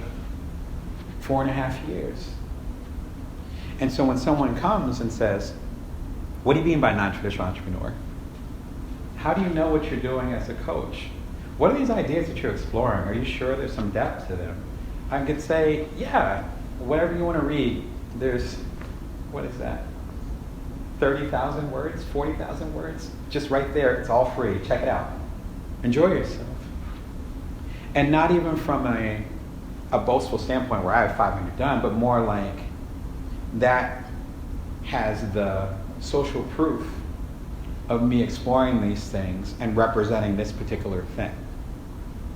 It also proves to me and shows me in a direct way all the work that I've done to understand this. But that was day by day, bit by bit. The column was happening while I still had my 2-year-old then, and then we had another kid, and the whole thing started over again. The column still continued. The foundation is gold, but you can't make a quick foundation. On that note, trending topics, which is a term that they use for Twitter as far as what's hot at the moment, you can't really build a career or build a connection based on that. It's just not possible. Back when I was in Silicon Valley, I've been thinking about that period of time a lot lately, and that was about 10, 15 years ago now, 2008. The most popular commercial that I was hearing about was the Carl's Jr. commercial with the models. I don't know if any of y'all remember that at all. Carl's Jr., which is the fast food chain known for their burgers, they had these commercials with the stereotypical American blonde, thin models in bikinis. And they were eating these 3, 4 patty, maybe 6 to 8 strips of bacon burgers with barbecue sauce on them. You can look it up online if you want to. And the juice will be spilling over them, and then they'd have napkins, but there wouldn't be enough napkins. I'll spare you the details. Actually got banned in some areas, including some places in the South. It wasn't explicit, but it was implied. Those commercials worked. People were lining up for these burgers. There were a lot of articles about it. People called it like the heart attack burger, right? It's like 2 or 3 times your daily allotted calories for like an adult male. Like, it's probably like 5,000 calories or something. Not exaggerating. Their stock, as far as for their parent company, which I forget the name of it right now, it went up higher. It's similar to the Popeye's chicken sandwich, which happened like 2 months ago, which if y'all are on social media, you probably heard too much about it. Same thing. Same thing with the Double Down sandwich a few years ago with KFC. I think it was called Double Down. Now, what's the big topic in regards to burgers? Non-burgers. So now it's Impossible Burger. Now it's Beyond Meat. These things are literally made out of plants. I went to TED early this year and tried some. It was hard to tell the difference, but they're literally made out of plants. 10 years ago, it was all about killing as many cows as possible and getting as many pigs as possible and just putting it all into one big burger. Now suddenly, people are like doing vegan or semi-vegan, I guess if you don't put cheese on it, right? So my question is, what if you had your little heart attack diner, which there is a heart attack diner in Arizona, but if you had this little heart attack diner where you specialize in these 3, 4, even 5 patty burgers with all the fixings on there, and that was the basis of your business, not because you really wanted to give people heart attacks, but because you thought this was the hot thing at the time in 2008, 2009. Suddenly, within a year, this past year, these veggie burgers, which is what I call them, are the thing. Like, one of the companies went public, like that, on that level. They're worth like billions. They've covered in ink, which is one of the, the magazine I have a column with, on that level. So what are you going to do? Right? You did it based on the trend, and the trend changed. You're going to go and say, oh, okay, well, this was a heart attack joint. Now it's the Lotus joint. And now we'll have like lettuce, and in the lettuce there'll be a Beyond Meat burger, but no cheese. This is the vibe. And we'll have kombucha in the back. You're going to switch it up? What does that do? It does a couple of things, as you can imagine. Number one, it erodes the public trust. Because if you're here right now, and then you switched it up, then why should I continue to give you my time, my attention, my money, my focus? Right? If the Meshuggah Shack suddenly started selling milkshakes instead of coffee, I'd be really confused. If Jimmy Choo suddenly started doing affordable shoes, right, and they were available at Payless, then I don't think they'd be as glamorous. So instead, you need to focus on that thing that you know you're going to be in for, frankly, the long haul. The best way to determine what that is goes back to the first step, is being real. If you're real about it, then it's easy. Me talking to y'all about this, it's hard work. I work very hard. But this is easy, because it comes from me. This is the real me. There's no filter here. Like, this is me. This is me talking. If we got a drink afterwards, I'd be talking the same way. Makes it a lot easier to make an impact. One of the biggest things that I learned as far as understanding the trending topic versus something being sustainable is actually someone from my childhood who just came back into my life. And that's Andrew Dice Clay. Back in the 80s, the somber faces now. People of a certain age, I'm late Gen X, early Gen Y. People of a certain age remember Andrew Dice Clay really well. It was him, it was Madonna, it was Prince, mostly music stars at the time. But Andrew Dice Clay was on that same plateau. He was a guy, leather jacket, dirty nursery rhymes, constantly smoking around the time when people were saying smoking will kill you. So a definite rebel. And told racist and extremely sexist jokes. Like extremely sexist jokes. Very much a product of the 80s. Early 90s came, and we have Ellen and a lot of those discussions as far as with gay equality. You have things from my culture as far as with the gang and black on black violence, equal opportunity for African Americans. And so you have that. So suddenly, he's not getting booked. Those $1 million shows he was doing, suddenly, he seemed to be out really quickly. So I wonder if you know where I'm going. I get to Vegas. He has a residency on the Strip. One of the hotels. I'm not a fan of his, so I'm not following him like that. But I did notice. So who's coming to his shows? It might be the same people from the 80s who have grown up and still like Andrew Dice Clay. But it's also him bringing in new people. Now again, I'm not a fan of his, but I have to respect him because he didn't change. He's still representing what he considers to be real. I'm in that category of no. But you got to respect that. And real recognizes real. I see it, I'm like, that's seems to be who he is. And his audience, for whatever level, represents that too. So trending topics aren't really what you want to go after. And lastly, when it comes to really getting ready, so you don't have to hurry up and get ready, however you want to put that, the best way to actually create a future for yourself is to make it yourself. In other words, being passive about it and reacting to what's hot now is not going to get you to where you want to be. Financially, as far as getting attention, as far as focus being on you, all those resources that we were talking about. One of my favorite quotes, which I usually butcher, so forgive me, is from Wayne Gretzky about 2 decades ago, back when he was really hot. Actually, he was really hot about 3 decades ago, around that same era.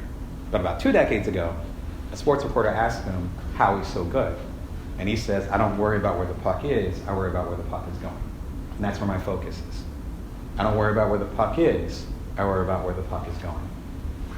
In other words, if you start to build and realize that there are people to serve that are not being served right now, it gives you the unique opportunity to find them and build that commitment that trust.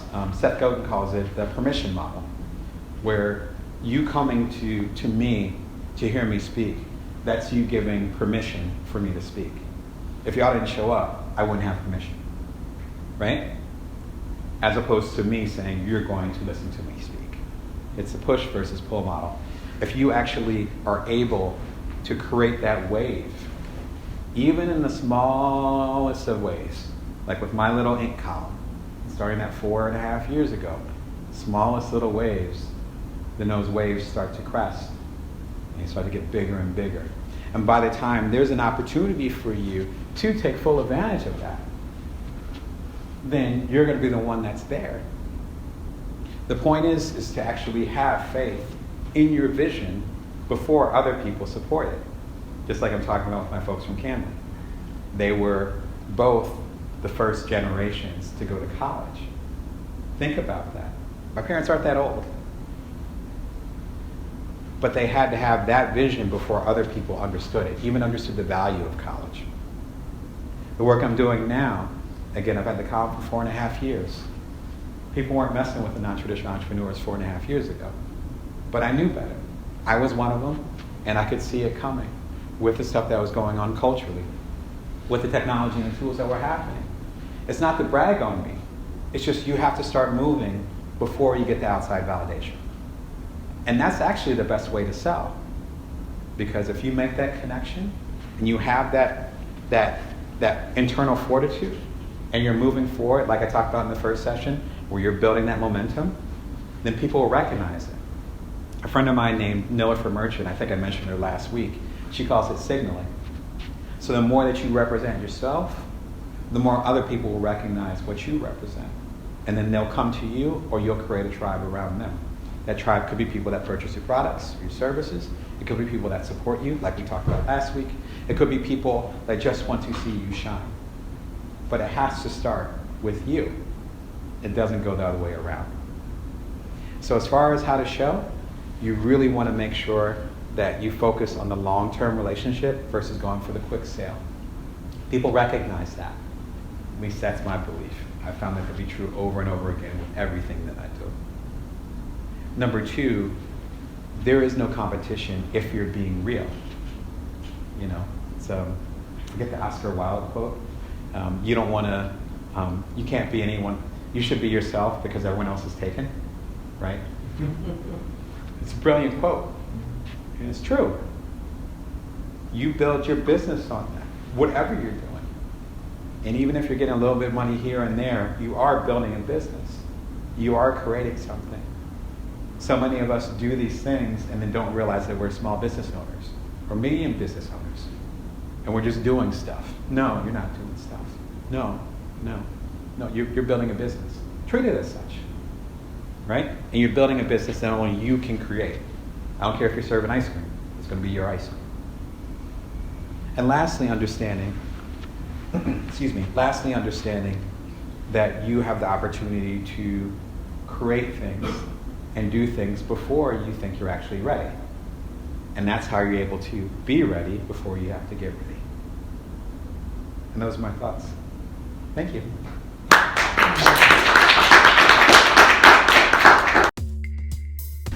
Welcome to the Entrepreneurship Speaking Residency. My name is Damon Brown. Some of you already know me. Some of you don't. My main thing is I love helping non-traditional entrepreneurs. So the people who are the side hustlers, the solopreneurs, the people who are stay-at-home dads or moms or parents who are trying to change the world while changing diapers, which is what I talked about previously this month. Or the people who have older parents and they take care of their older parents and trying to get their stuff off the ground. The people who are the people of color, people who are part of the LGBTQ community, the people whose voices might not be as valued within mainstream America particularly, but also around the world, as it's becoming increasingly clear that this discussion needs to happen worldwide, and helping them keep their priorities as far as what's important to them in their lives and why they're changing the world is that very priority. So how can you change the world and still prioritize the people or the things that you consider valuable in the world? How can you change the world without destroying yourself? That's what I do. And part of this residency is to talk about how you can do that. And we've broken it down into four different pieces. The first one is how to, the first one is how to know. We talked about that in our first session. You have a great idea. How do you know it's great? How do you know it's worth pursuing? How do you allocate the resources, if you want to get fancy with it, to actually make it happen? And that comes down to three basic principles, which I'll cover in a second. The second one was how to show. So you have your great idea, you might even have a prototype. How do you get that to other people? That's a whole different process. Tonight we talk about how to grow. So you have the basic idea, pretty comfortable with it. You get it in the hands of other people. How do you expand beyond that? On the West Coast, we would call that scaling, right? And lastly, how to bring your worth, which that will happen during Small Business Day this coming Tuesday, because there's a lot of stuff happening that day. And even though it's not a Wednesday, we still wanted to go ahead and make sure that we had a good finale to that. And that's based on my latest book, Bring Your Worth, Level Up Your Creative Power, Value, and Service to the World. So as far as how to know, it really comes down to three basic things. The first thing is to do the simplest act. As we talked about, it could be you buying a $5 web domain and spending 5 minutes of your life. Let's say it doesn't go well. You spent $5, most of us can do that. You spent 5 minutes, which we have lots of minutes in our lifetime. So you start to pursue that thing. The nice thing about doing the simplest act is that it's easy to do, it's simple, and you also begin to start to get momentum. Momentum is the internal process, you moving forward.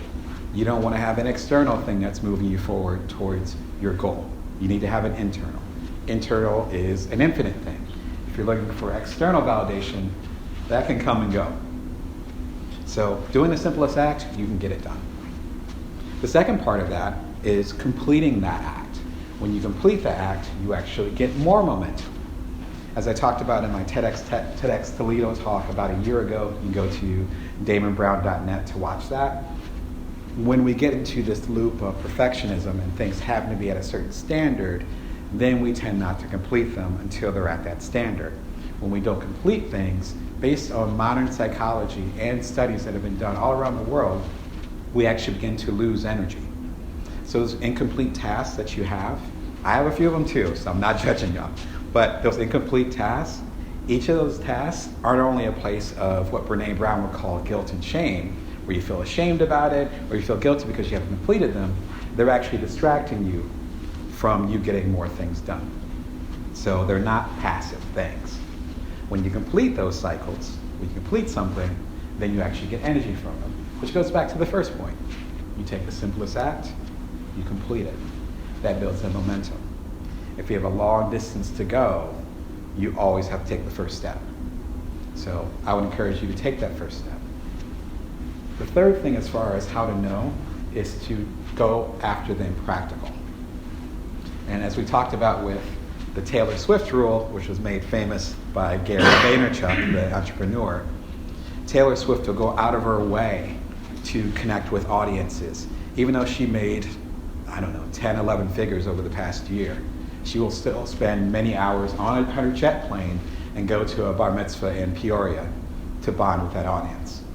But that builds her brand, that gives a personal connection, and of course that audience that is there will always be a loyal Taylor Swift fan. We have the opportunity to do that. I talked about that being a parallel to the connection that you have with your cable company or any type of service provider. And you going through a phone tree is a very practical thing if you have a bunch of customers. Press 1 to do English, press 2 for Espanol, etc. That's not very personal. That's the opposite of connection. That's the opposite of intimacy. And so you want to build it on 3 different levels. The first one is to do the simplest act. The second one is to complete that act. And the third thing is to do the impractical. Because when you do the impractical, you're actually starting to build community, which is a little bit different. So that's what we talked about in our first one. The second part is how to show.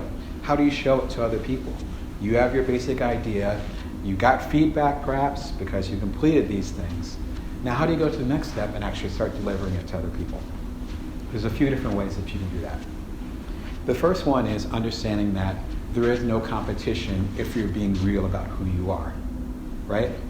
So if you actually have your story and you understand what makes you equipped to do that, then that's the best way to actually sell, frankly, yourself. I gave the example of all these products from Apple to Jimmy Choo's to my favorite coffee shop. And all those things are, I can get them elsewhere. You know, I can get a different type of computer that's cheaper.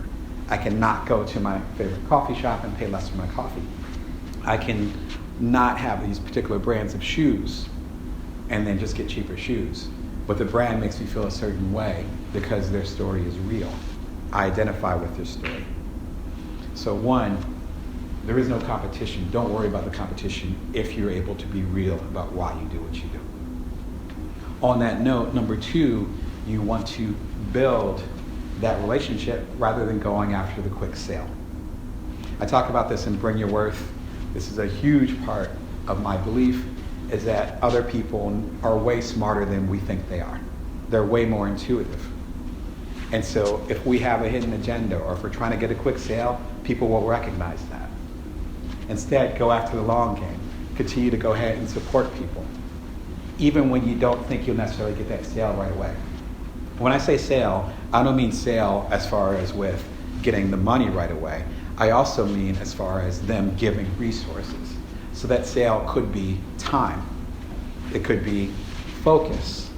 It could be the attention. You're giving me attention right now. I honor that. That's the same as money. That's the same as focus. That's built on the long-term relationship that we hopefully are building.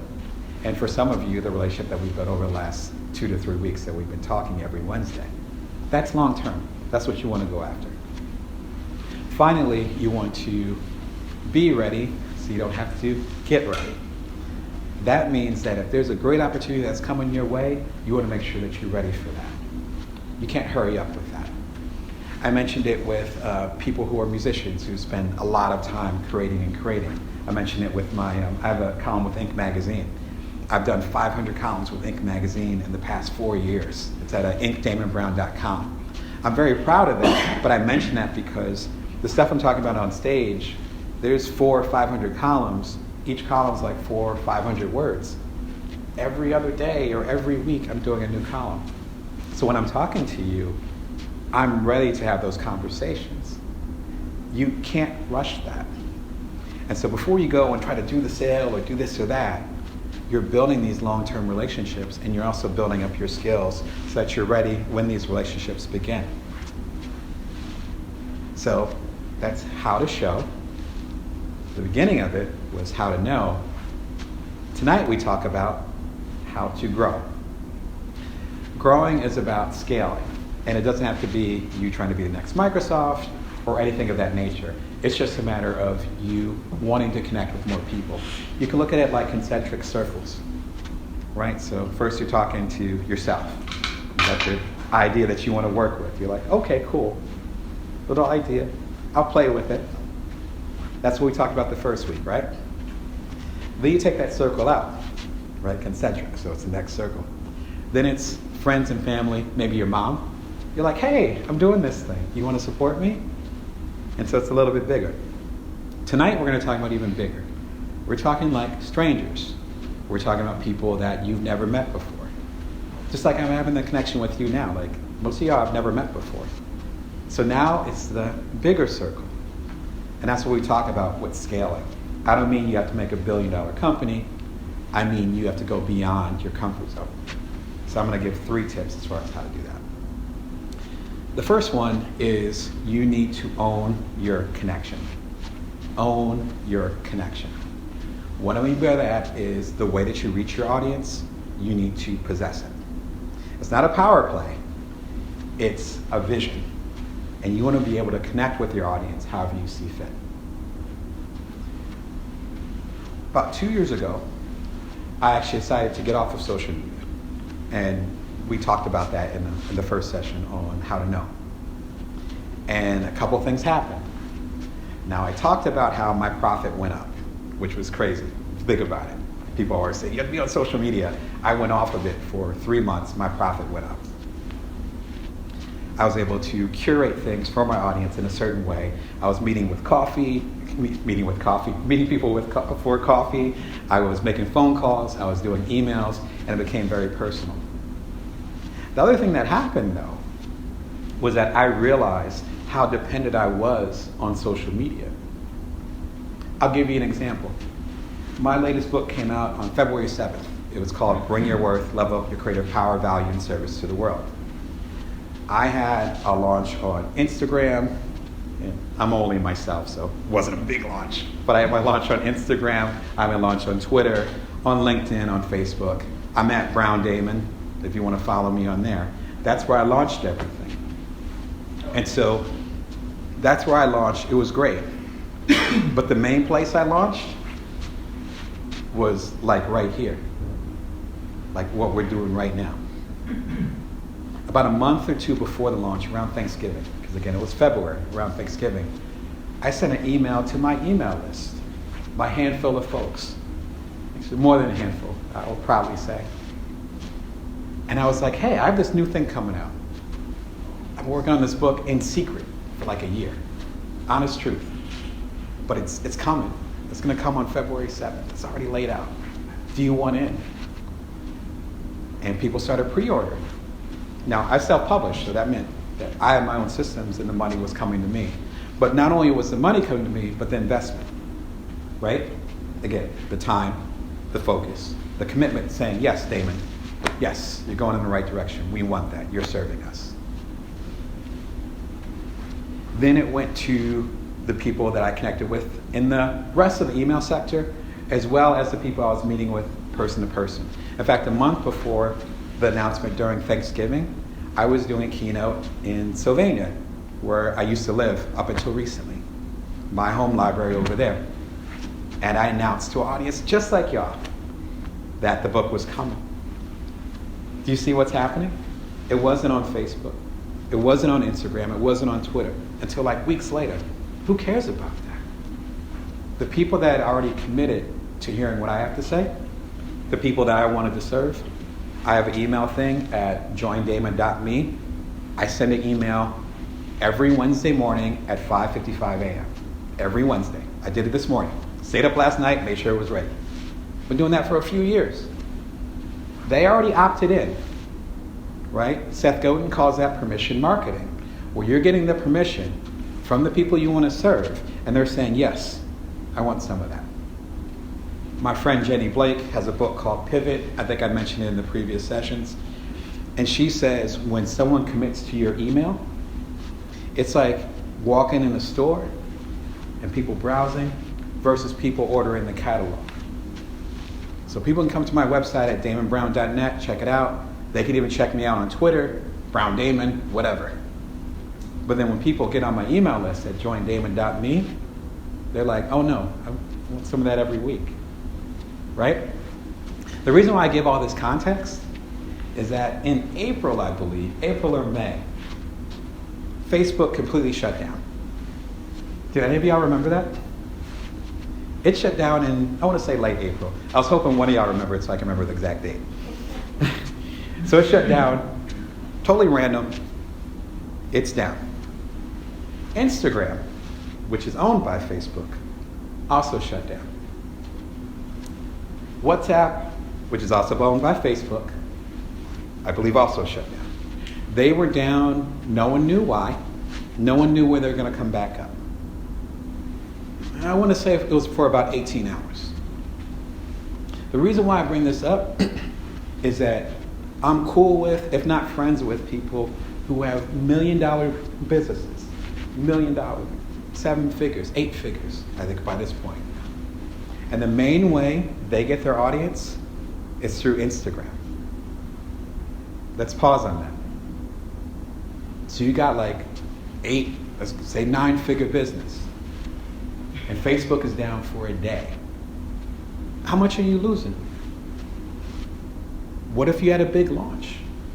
What if it was February 7th, which was the day my book came out, and I was totally dependent on a third party?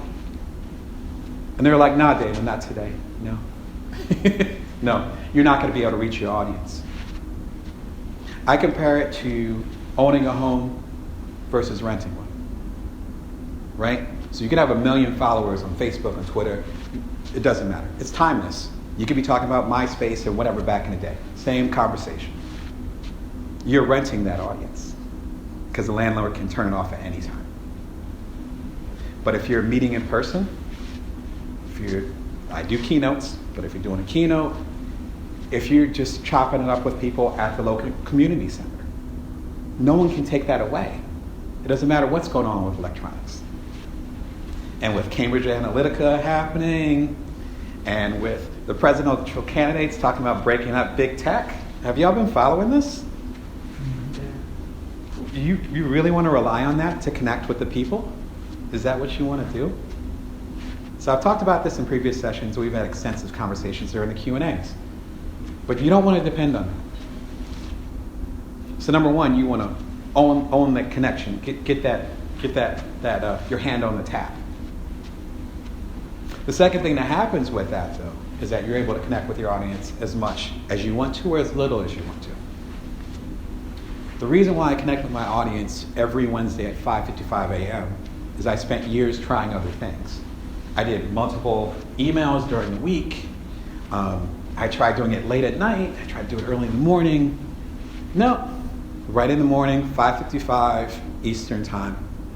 So it hits people midweek, because my stuff is about helping people through their particular struggle or challenge. It's the middle of the week. We're dragging a little bit. Wednesday's work. Hit them in the morning, because it's before people do their work.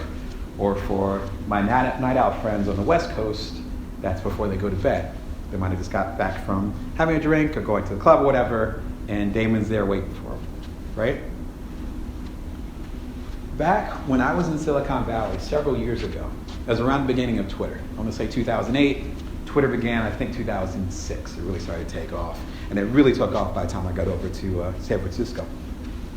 Everybody was getting on that platform. Now, I've done 2 startups. One was called So Quotable, which allowed you to capture people's quotes. You have a good quote to say, or you have something interesting to say, I can capture it, share it with the world. Twitter was one of my main ways of building my app. That app got me on the TED stage, doing a TED Talk. That TED Talk got the attention of a friend of a friend. I ended up becoming the co-founder of an app called Cuddler, which connected people for hugs.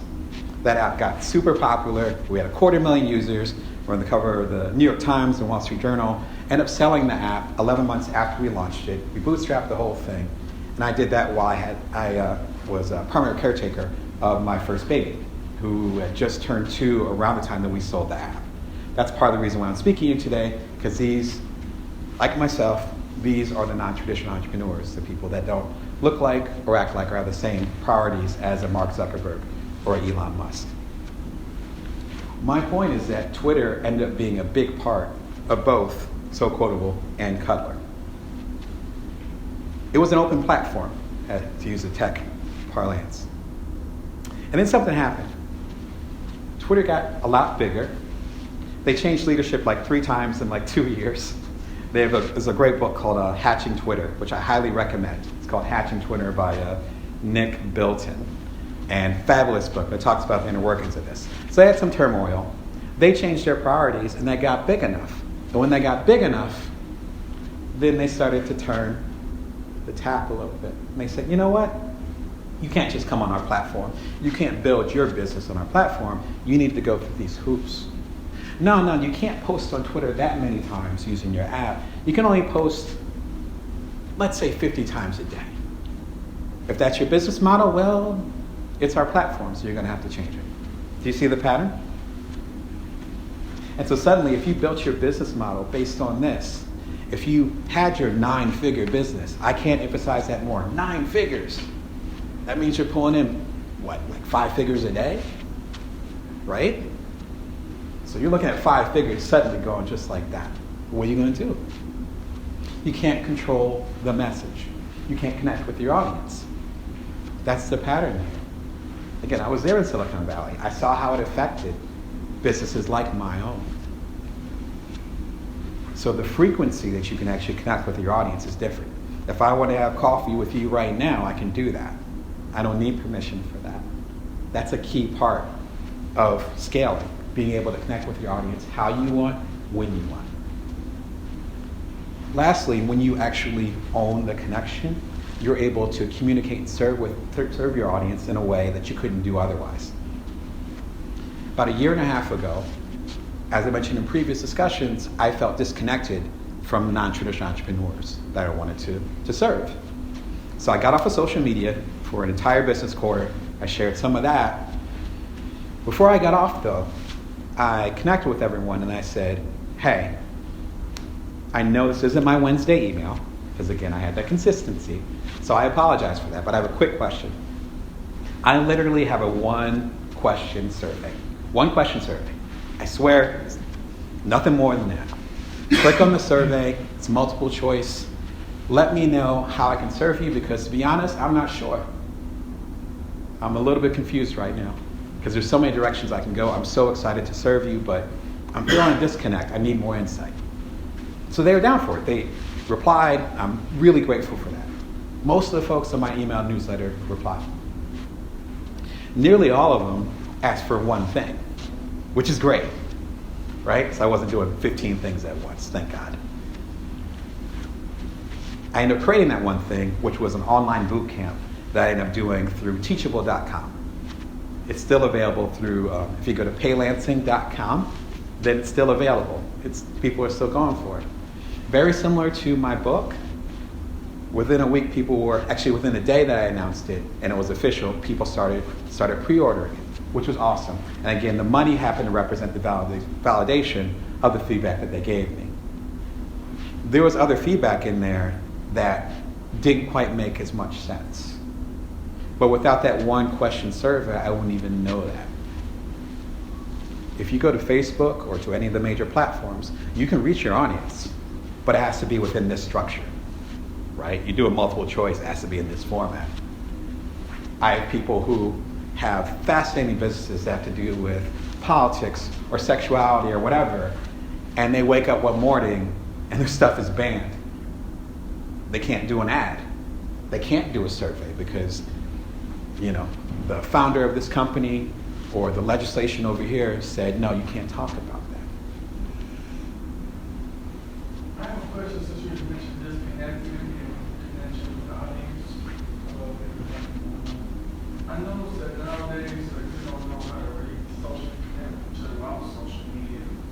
And what's your thoughts on that? Absolutely. Yeah, I will get into that for sure. I have a Q&A at the end, and if you go hold on to that, yes, I got a lot of thoughts on that. So thank you. That's a really good question.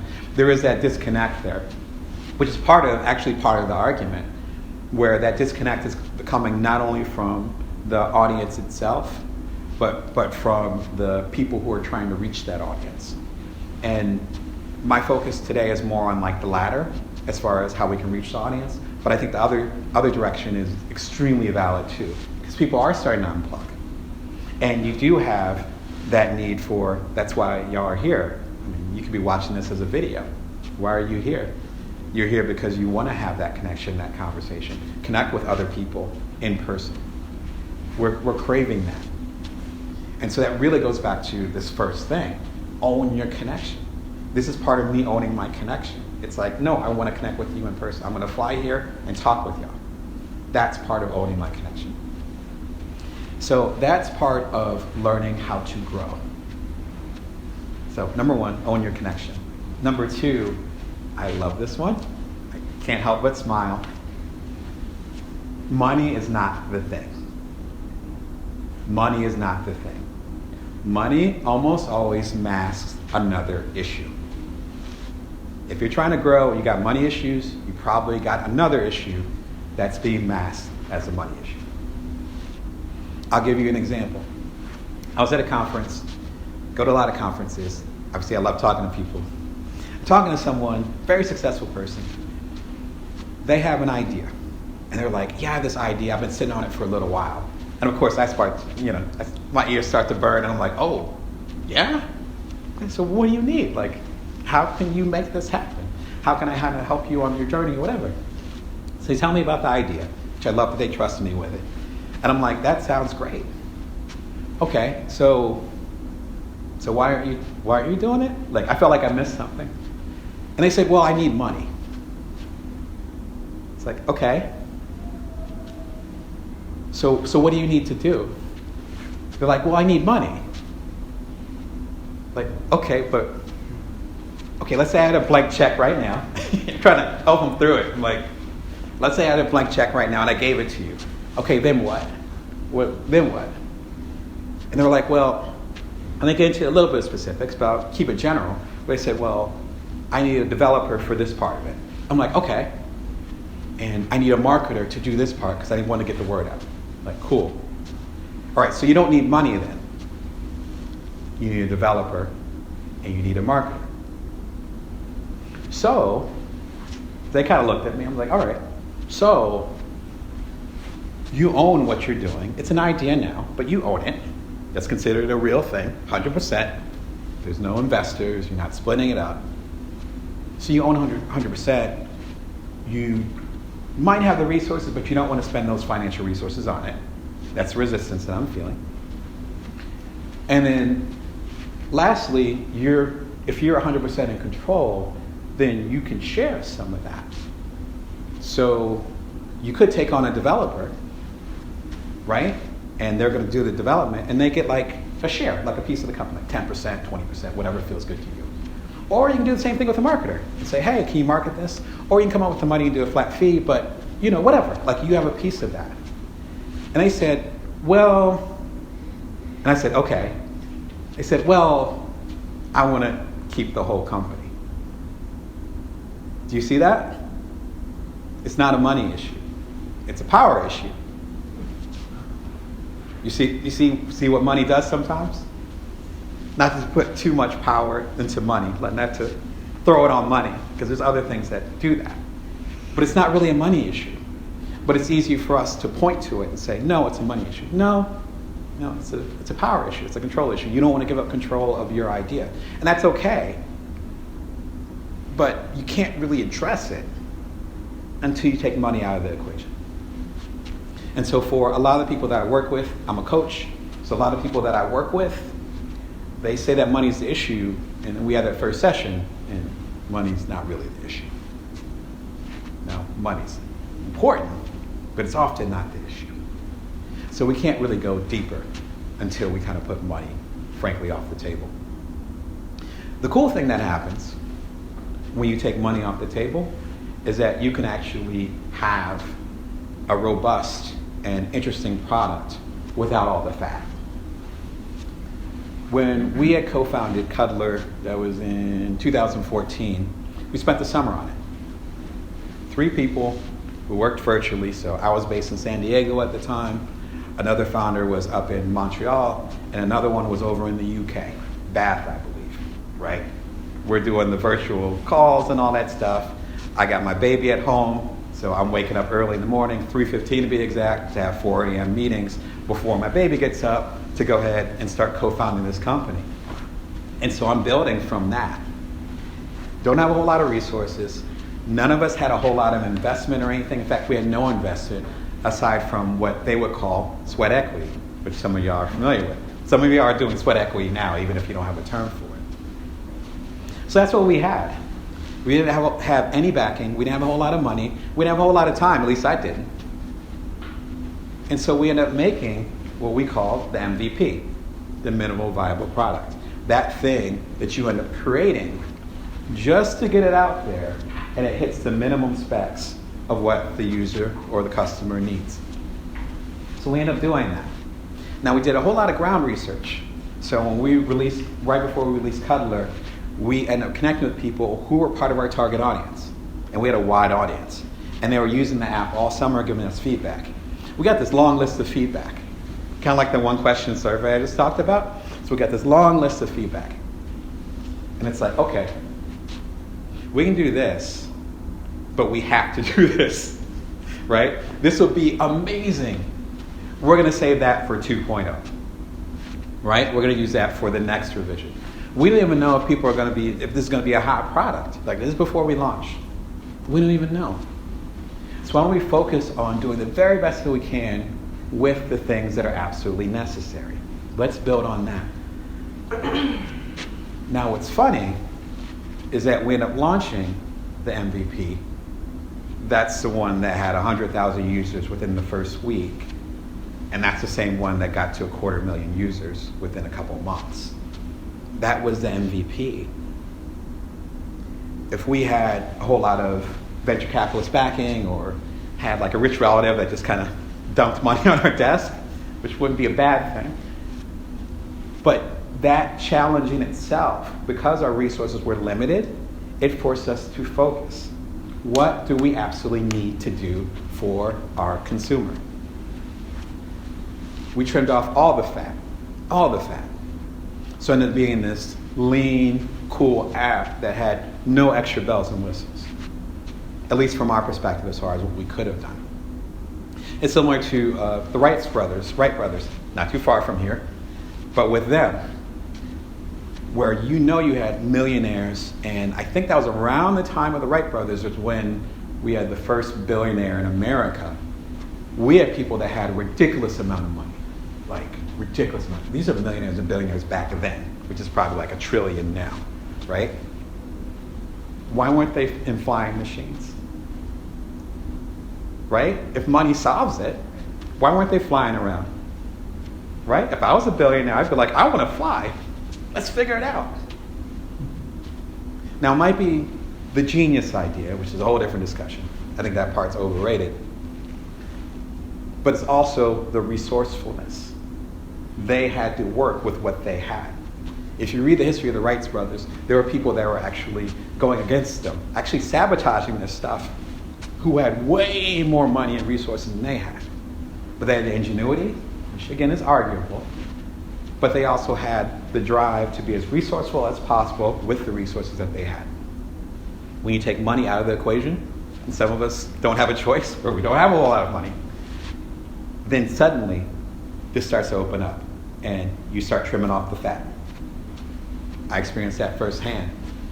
So take that limitation as a blessing. Be more resourceful. If you don't have a lot of money, or don't have a lot of time, or don't have a lot of energy, then suddenly you're a lot wiser with what you got. I know with myself, again, stay-at-home dad, primary caretaker, had my baby there, and I was a primary caretaker while I was the co-founder of these two apps for 2 years. That meant that with my son being my primary thing, I was working with him, if you want to call it that, from 6 a.m. to 6 p.m. And that rest of the time was for my wife and I, for sleep, ideally shower, and get work done. And so that meant that whatever work I did as a co-founder, 2 apps, 2 TED Talks, the books, the whole thing, was done in 3-hour increments every single morning, 3:15 to 6 a.m. If I had all the money in the world, or all the time in the world, or definitely didn't have all the energy in the world, that I wouldn't have found ways to do it within that period of time. There's a term in programming, which some of y'all might know better than me, but I'm going to totally botch the quote.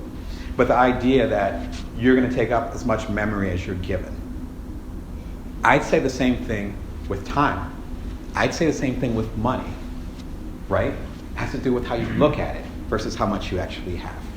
And so if you have less of any of those things, that actually can become an asset rather than a liability. Lastly, when you look at money masking bigger issues, then you're able to actually learn way more than someone who has an infinite amount of money or other resources, time or energy. Something happens when you end up outsourcing what you do. A lot of people are in my space. A lot of coaches, gurus, former or current entrepreneurs, motivational speakers, whatever bucket you want to put me in, it doesn't matter to me. But a lot of people are in that space. And they say, hey, your main thing is your idea. Your idea is the main thing. You can always hire someone to do the coding. You can always hire someone to do the marketing. You can hire someone to even ship the product. There's so much technology and people available to do that for you. Just do that. You focus on your vision. You be a nice founder, and then you have everyone else do the grunt work, as they might call it.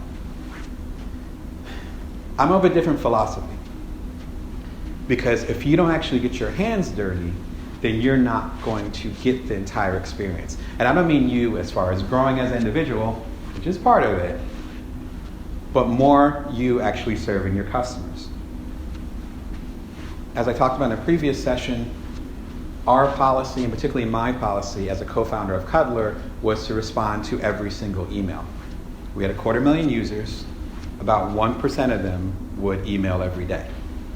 So let's say 200 to 300 every morning, right? Responding to each one of those. Now, there are great apps and great consultancies, great startups, whatever you want to call them, that handle help desk. And some of you are probably familiar with it, particularly if you're in the tech space. But then I was hearing these amazing stories, some of them I shared before, about the struggles with our customers. The narratives as far as how our app, which connected people for hugs, was actually filling a void. The help desk people, if I end up hiring them, they're not going to pass those stories on. Again, having a co-founder say, yeah, I'm in charge of one of the hottest apps of 2014. I'm going to take 2 minutes to reply to your email. They're going to be more likely to be like, oh yeah, not only does Damon understand, back to the Taylor Swift rule we were talking about before, not only does Damon understand and care about what I'm doing, but he's actually listening to how he can serve people. He cares about that. The company cares about this. You're not going to get that if you're offloading the thing. Now, if we got to a certain size and we decided to offload it later, that's a different discussion. But not having that experience, I'd have nothing to talk about right now. Seriously. We wouldn't have anything to talk about right now. To get meta for a second. How do you think I got these insights? It's from talking to people. It's from getting my hands dirty. Back to our first session, it's from being impractical. That's how the insights come. So you have certain layers that you're able to put in between yourself and the people you're trying to serve. What I'd like you to do is start peeling away those layers. Putting it away, putting it away, putting it away. The more layers you can put away, the closer you'll be to your customer, the more you can actually serve them. Not only that, but you actually begin to understand the systems better if you got the whole process, as opposed to just coming in as, even if you're a founder, as a cog in the wheel. Because if you're offloading everything, how are you supposed to understand that? There's a few things that happen when that happens. When you allow yourself to get your hands dirty, what we call sweat equity, like actually, getting down and dirty with those details, number one, you end up learning a lot, which we already talked about. Number two, you find ways to barter and use different resources and strengths that other people have because you understand the system well enough to do so. And we'll talk about systems in a second. I'll give you a quick example. For both the Ultimate Bite-Sized Entrepreneur Trilogy, which was my previous book, and then for Bring Your Worth, the cover is actually done by a freelance company named Back Effect. We actually worked together, and then they designed the cover, right? More importantly, with the mugs that I did, it's actually a three-way partnership. So Back Effect ended up doing the cover, which ended up being the cover of the mug. So that's one slice. My wife is actually pretty crafty. So she has one of these big machines at home. Well, looks big to me. Big machines at home that actually makes mugs. It makes them. It makes the labels and the whole thing. So she did that. That's her strength. I couldn't make a mug to save my life. I'm not that great of a designer either. But then I made the content. Without that, there would be no mugs because there would be no books, right? And of course, I'm on the road speaking with you. That's bartering. Someone buys a mug, as they say, we all get paid. You're able to do that if you actually think about your resources and allow yourself to get your hands dirty. If I wanted to say, I'm going to offload these mugs, again, I wouldn't have a story to tell. Another example of this is for the audiobook of Bring Your Worth. I reached out to a good friend of mine He goes by the name of Purple Fluorite. And he is, a musician that focuses on instrumental music. You can look up Purple Fluorite online. He's actually more prolific than I am. And so I've done like 5 books in the past 2 years. I think he's done like 10 albums, like seriously. And, they're great albums. So I listened to one of them and I was like, I'm working on this audio book for Bring Your Worth. This, because I'm really into music, as we've talked about before. I was like, this little snippet's kind of hot. Would you be okay if I just took like this 10-second or 15-second snippet, kind of like a sample, right? If you know hip hop, that little snippet, and I use that to intersperse, between the chapters of my book. There's 3 big chapters in Bring Your Worth. So I was like, can I put that in between? And I'm like, I will go ahead and once it gets to a certain sales level, then I'll start giving you a cut. Right? I'm not a musician. And he was like, yeah. We did a contract. I love contracts. Even though he's my friend. Did a contract. We did it. Hooked it up. About a week later, I'm talking to him. And he's like, you got that audio? And I was like, yeah. I was like, I'll shoot it over to you. He made a song. Same contract, the other direction. It's called Bring Your Worth. It's on like Spotify right now and iTunes. Like you can buy it right now. That bugs me out. I used to be a DJ, which y'all know if y'all came to the previous things. I used to be a DJ. That bugs me out. Right? I got little boys at home, 3 and 6, and they're playing Daddy's song. Like it makes me emotional. But seriously, but that's the level of bartering. If I had all the money in the world, then I don't know, I'd contact Timberland and be like, yeah, can you make me a beat? Say I wouldn't. Say I wouldn't, right? So go ahead and do that. And it's like, here's $1 million. I don't know how much he's charging nowadays. Here's $750,000. Here you go. And he'd be like, all right, I'll get to it. And then a year later, he'd get to it and he'd be busy with other people. And does that sound very personal or intense? So you use your book, you said you were making a book and you used a sample of his beat and then you turned around And flipped it. and what, made a song out of your book? Out of my audio book. Yes, sir. Yeah, so to kind of break it down even more, I do my own audio books. And so I was doing the audio, just literally reading Bring Your Worth out loud. Recorded the whole thing and I was like, it needs something. I want to do something different. I like doing things different. Like I want to do something different. And I remember like my really good friend, I'm like, he has like 10 albums. And I remember this one song that wouldn't get out of my head. I'm like, I wonder if he'd let me use a snippet of that. And so I'd have like, you can get it right now, but if you listen to the Bring Your Worth audiobook, it'll be like an entire chapter, big section, and then it'll be his music for like 10 seconds, like an interlude. And then it'll go to the next chapter. And it happens like 3-4 times, right? And so then once I was done with the audiobook, he flipped it on me and he said, let me hear the audio. And he took a snippet of my audiobook, made a beat around it, an original beat, and then got it on Spotify, on iTunes. I think it's on Pandora. I think it can randomly come up, like on that level. How crazy is that? But again, if I had all the resources in the world, I love my friend, I'd be calling Timberland. Absolutely. I'm like, nah, he's great, but instead we end up having this mutual exchange. That's bartering. Classic. What we used to do before money, right? So bartering's older than time. But in us bartering, I'm exposing him to a entirely different audience. Like I've been talking about him for 5 minutes. Purple Fluorite. Go check out his music. And then obviously his audience is being exposed to me, quite literally. Taking a snippet of me saying, which is similar to a keynote, taking a snippet of that book and then putting a beat under it.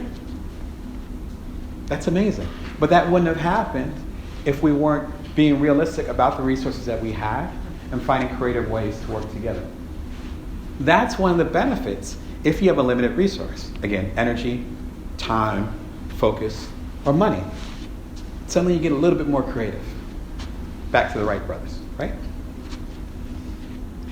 Lastly, when it comes to the money thing, not only do you get that, but you also get an opportunity to actually figure out who you want to hire.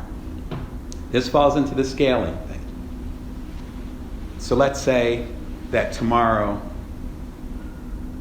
I don't know, I'm a big Brene Brown fan, as some of y'all know. Brene Brown's like, hey, Damon, come through. And I have a venue of like 500,000 people down in Texas. She's in Houston.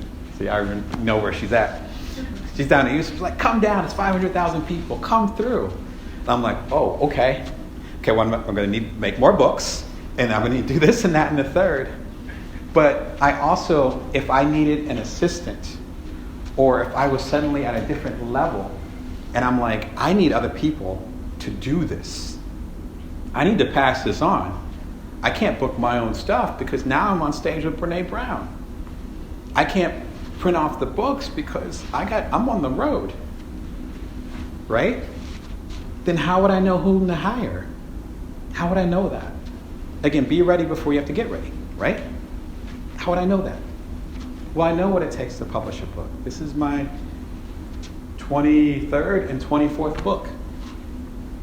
I got the systems down, which we'll talk about in a second. So if someone came up and they were like, yeah, Damon, I want to be part of your team. I'm like, well, these are the skills that are necessary. How would I know that if I've been outsourcing it the whole time? How would I know frankly, the errors or the gaps, knowledge gaps, as they say in the teaching world, those knowledge gaps that someone I hired had if I didn't actually have the knowledge myself? That doesn't mean you have to do everything yourself. That's not what I'm saying. What I am saying is that you can learn when you actually do things yourself. Again, don't look at that as a bad thing. I'm trying to flip over that narrative, right? So when you get that opportunity and you need to scale, and if you're fortunate enough to do that, you got to know your work. How are you going to hire the right people? How are you going to hire people that you trust? How are you going to know the certain warning signs? You only know that if you actually been on the path yourself. Otherwise, it's kind of a luck of the draw. Does that make sense? So number one, you really want to own your connection. So owning the connection that you have with your community. As I talked about, if your main thing is Facebook or Instagram or any platform, we could be talking about this 10 years from now. I've been studying technology and communication for many, many years. I could be doing the same point 20 years ago with MySpace and Friendster. Fill in the blank. This isn't a 2019 thing. This is like a forever thing. If you're leading on a particular platform that you do not own, then you are renting, you're not owning. So owning that connection. And that can be achieved through email, that can be achieved through personal connection, me coming to the keynote, and thank you for having me here. This is part of me owning my connection. Yeah, this isn't going to go away when the servers are down. Number two, understand that money can mask another issue. In fact, it often does. So as I talked about in the example I shared, someone thought that they needed money, they really need to work out their control issues. Totally different thing. And when you have a certain resource, whether it's money or focus or energy or time, and that's low, that's a perfect example, kind of like the waves going out. I'm originally from Atlantic City, so I use a lot of water analogies. The water going out, and suddenly you see all these things exposed, right? That's the same thing. When those resources start to go down, suddenly you start to see more of your true self. That's a good thing. Lastly, if you want to really grow and scale, you have to understand your systems. And that has to start now. Not after you get big, but now. Quick sidebar, you think about Uber or Facebook or the major companies that, as I talked about before, I was out in Silicon Valley when those guys were started or around the time that were started. So seeing them at their inception, seeing when they were a little buzz that I happened to hear about when I was having a drink with someone.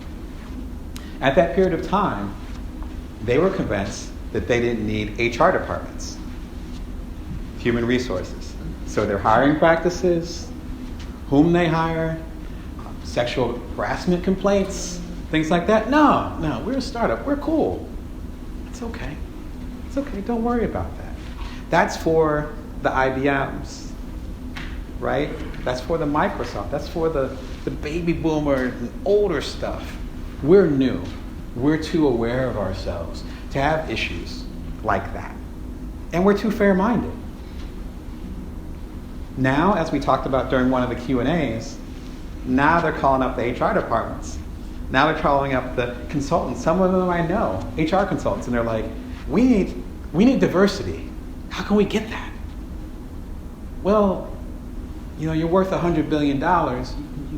You got, I don't know, 30, 40,000 employees. Now you want to inject diversity and inclusion in there? That's a system. That's what I'm talking about. You want to do that now. Again, I was the head of the startup, one of the hottest apps of 2014. As the ad says, life comes at you fast. Within a week, we were on the late night talk shows. I swear. It happens so fast when it does happen. So you want to think about this process now. You don't want to be trying to clean up years later over decisions that you made because you thought you're going to be too small. Right?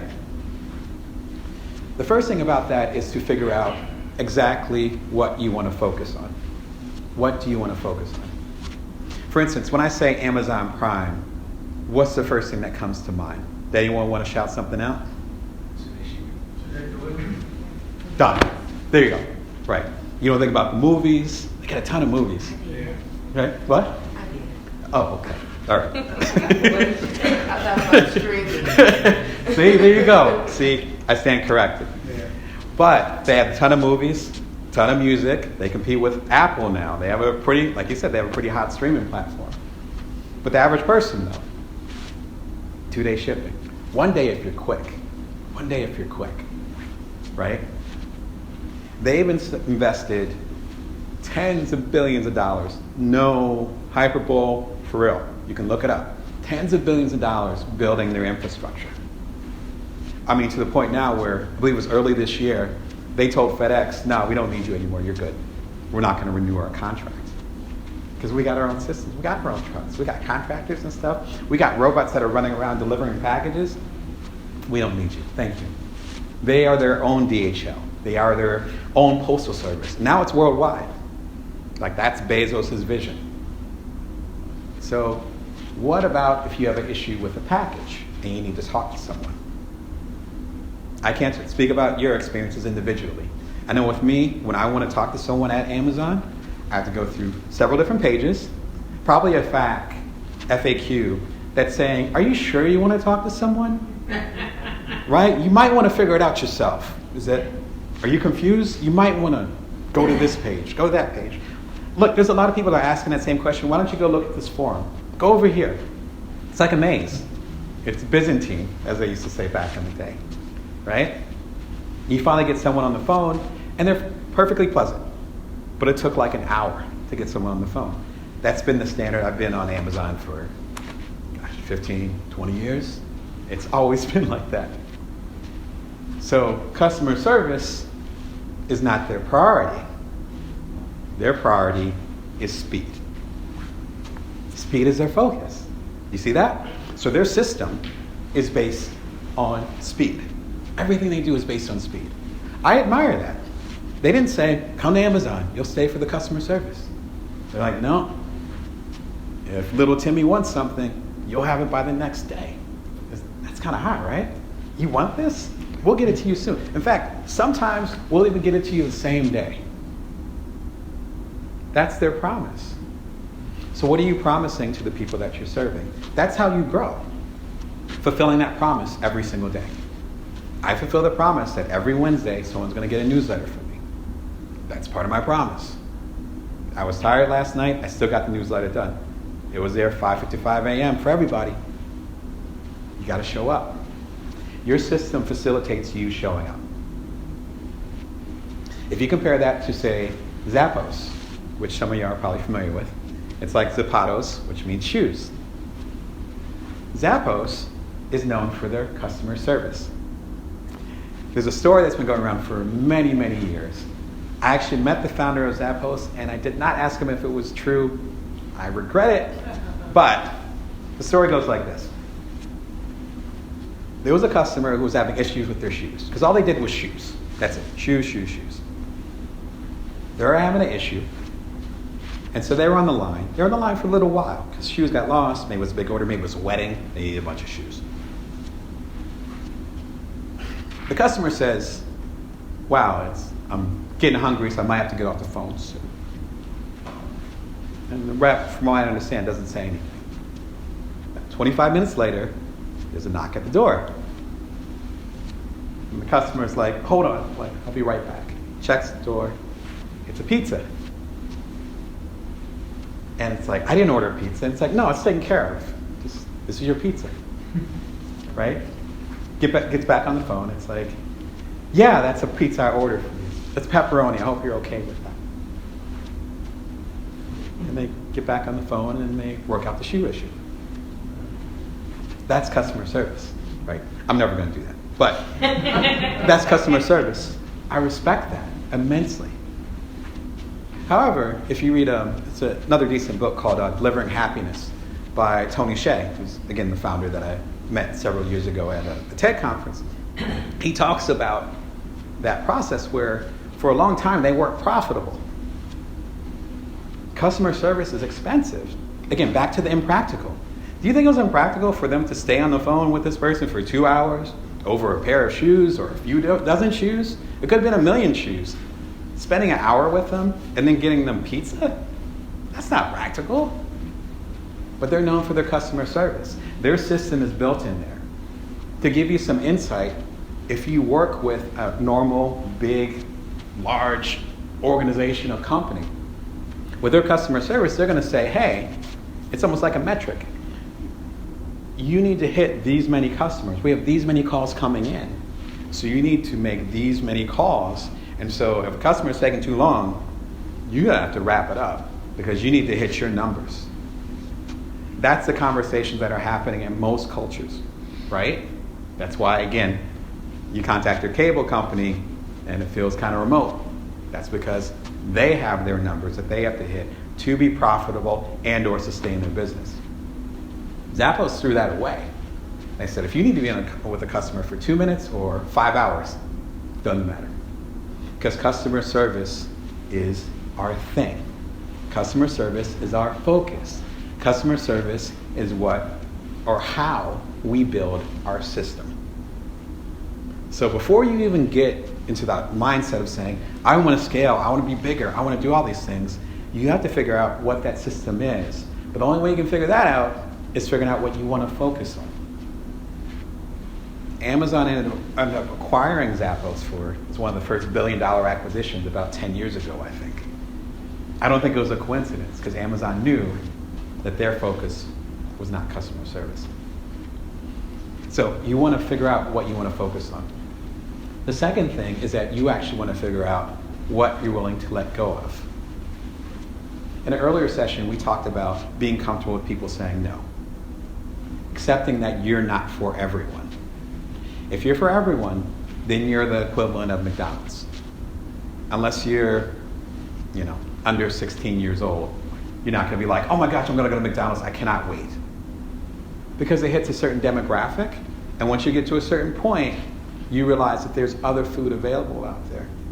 But if you end up being the McDonald's of whatever you're doing, there's a general, no offense to the McDonald's fans, there ends up being a general blandness.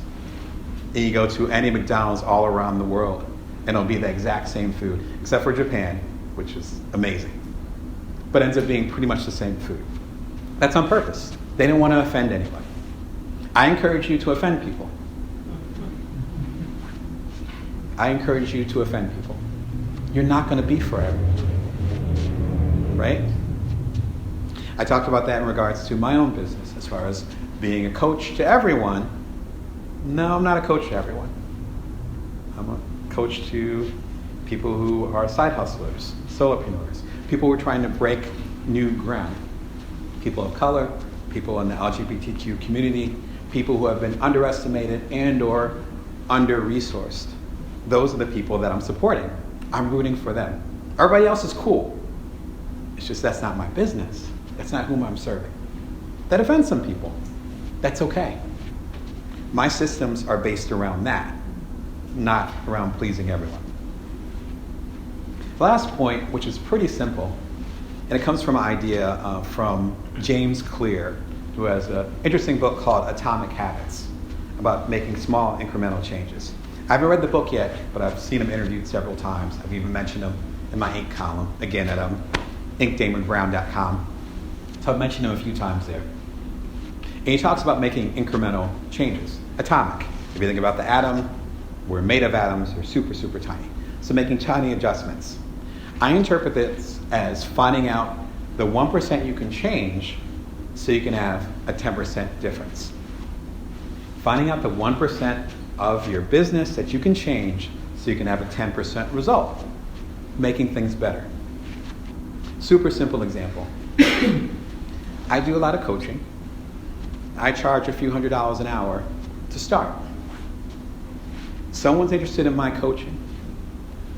I would go and email with them and be like, awesome, thank you. Again, this is how I'm serving the world. So I'm like, I'm pumped. I'm like, oh, I can't wait to start working with you. Again, I don't work with everybody. So if we're having that conversation, I'm like, yeah, I'm so down to work with you. Let's get it. Where do you need to go? Let's start with the first appointment. When do you want to meet? It's a 45-minute slot. Let's go.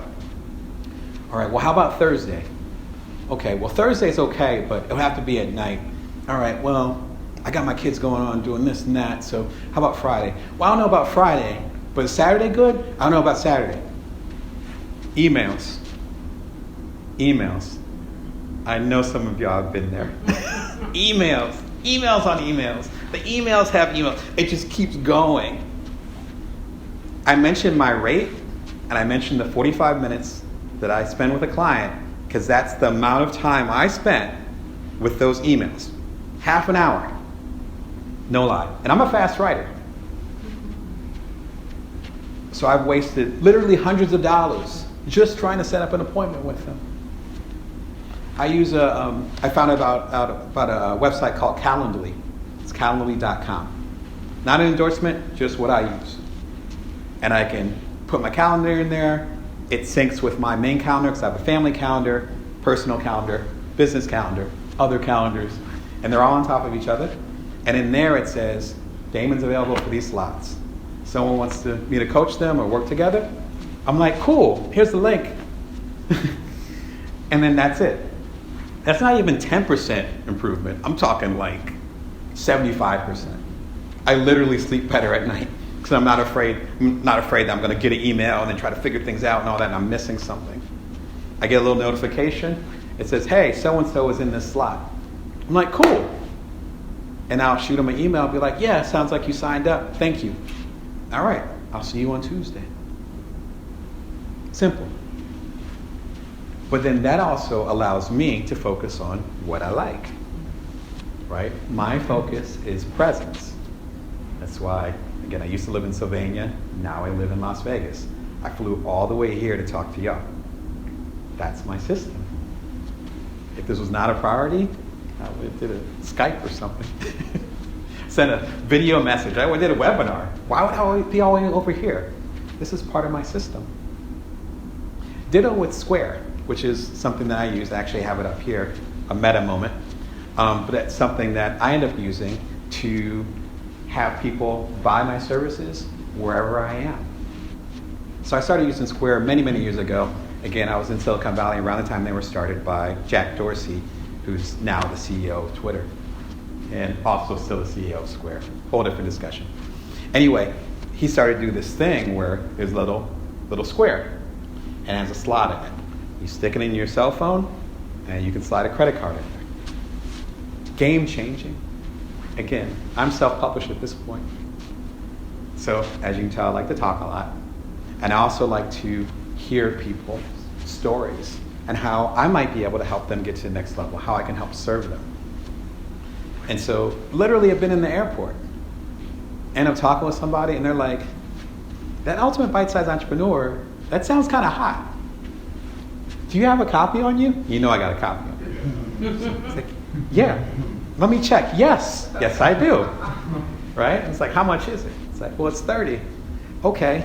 And you know nowadays, particularly again on the East Coast and the West Coast, folks don't have any money, right? So it's like, well, I have a Platinum Amex. Can you do something with that? And I'm like, yes, I can. That's part of my system. But it's also enabling me to be fully present, right? It's not fumbling around. I'm looking people in the eye. I'm continuing the conversation while we're doing whatever we're doing to help them get to the next level. You see how that all comes together? It's all connected. It's not just technology. It's not just this thing that makes life easier. That has to do with what my main focus is as a business, as a person, as I'm trying to serve the world. There's been so many instances, and I'm sure I mentioned this in another session. I think it was during the Q&A, where you'll be talking to someone, and I know some of you have been there, and they'll be like, yeah, that sounds kind of hot. I want that. And you'll be like, cool. I will hit you back up, or why don't you email me? Send me a text, whatever. And then as soon as I get more, or as soon as I'm able to get the money to give you the change for this, then we'll do that. And I'm like, awesome, give a handshake or a hug, whatever the situation is. 99.9999999% of the time, that exchange will never happen.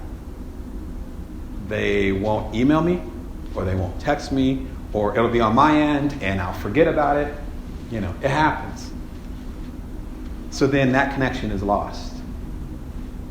Now that I have systems in place, again, owning the connection, it's not just you being off of social media. Social media is great. Nothing wrong with that. And it's not a matter of you having a certain amount of money and then you can have this connection with the people you want to scale towards. No, that's not it either. And again, it's not just, I want to have a system because I need a system in place. No, you don't want a random system. Zappos system wouldn't fit Amazon because Zappos doesn't care about the delivery as much, right? They don't care about the speed. And Amazon's or Zappos system wouldn't fit on Amazon because Amazon's focused on the speed. They could care less about the customer service, right? So it's not a matter of just getting a system. Right? People say, I need a system. I need to get organized. Well, in what direction are you getting organized in? Right? So if you want to grow, if you truly want to scale, then it comes down to owning that connection. You want to build that relationship. As we talked about before, going after the long-term relationship, not the short-term sale. Things come and go. But if you have that relationship, folks will be with you through those ups and downs, even as the market changes. Because again, if you're real about the story that you're telling, then people will recognize that it comes from not even necessarily a good place, but that you're driven to actually serve them. Just like I'm hopefully conveying to you right now. Second, understand that money often masks another issue. We talk about having a money issue, we're really talking about this stuff that we need to get done that we're not sure how to get done. Either because we're not comfortable giving up certain things, as I talked about in my example, giving up power or control, or it could be because we're not being resourceful enough with what we currently have. Lastly, understand that you need to have systems and you need to have them soon, if not yesterday. You building something small, you building something big, it doesn't matter. Because without systems, once you start to scale, and it could be from 1 customer to 10, suddenly things will start to fall apart. And you don't want to be an Uber or a Facebook or whatever that's trying to retrofit your million or billion or $1 trillion company into something that you should have been doing in the first place. And those are my thoughts. Thank you.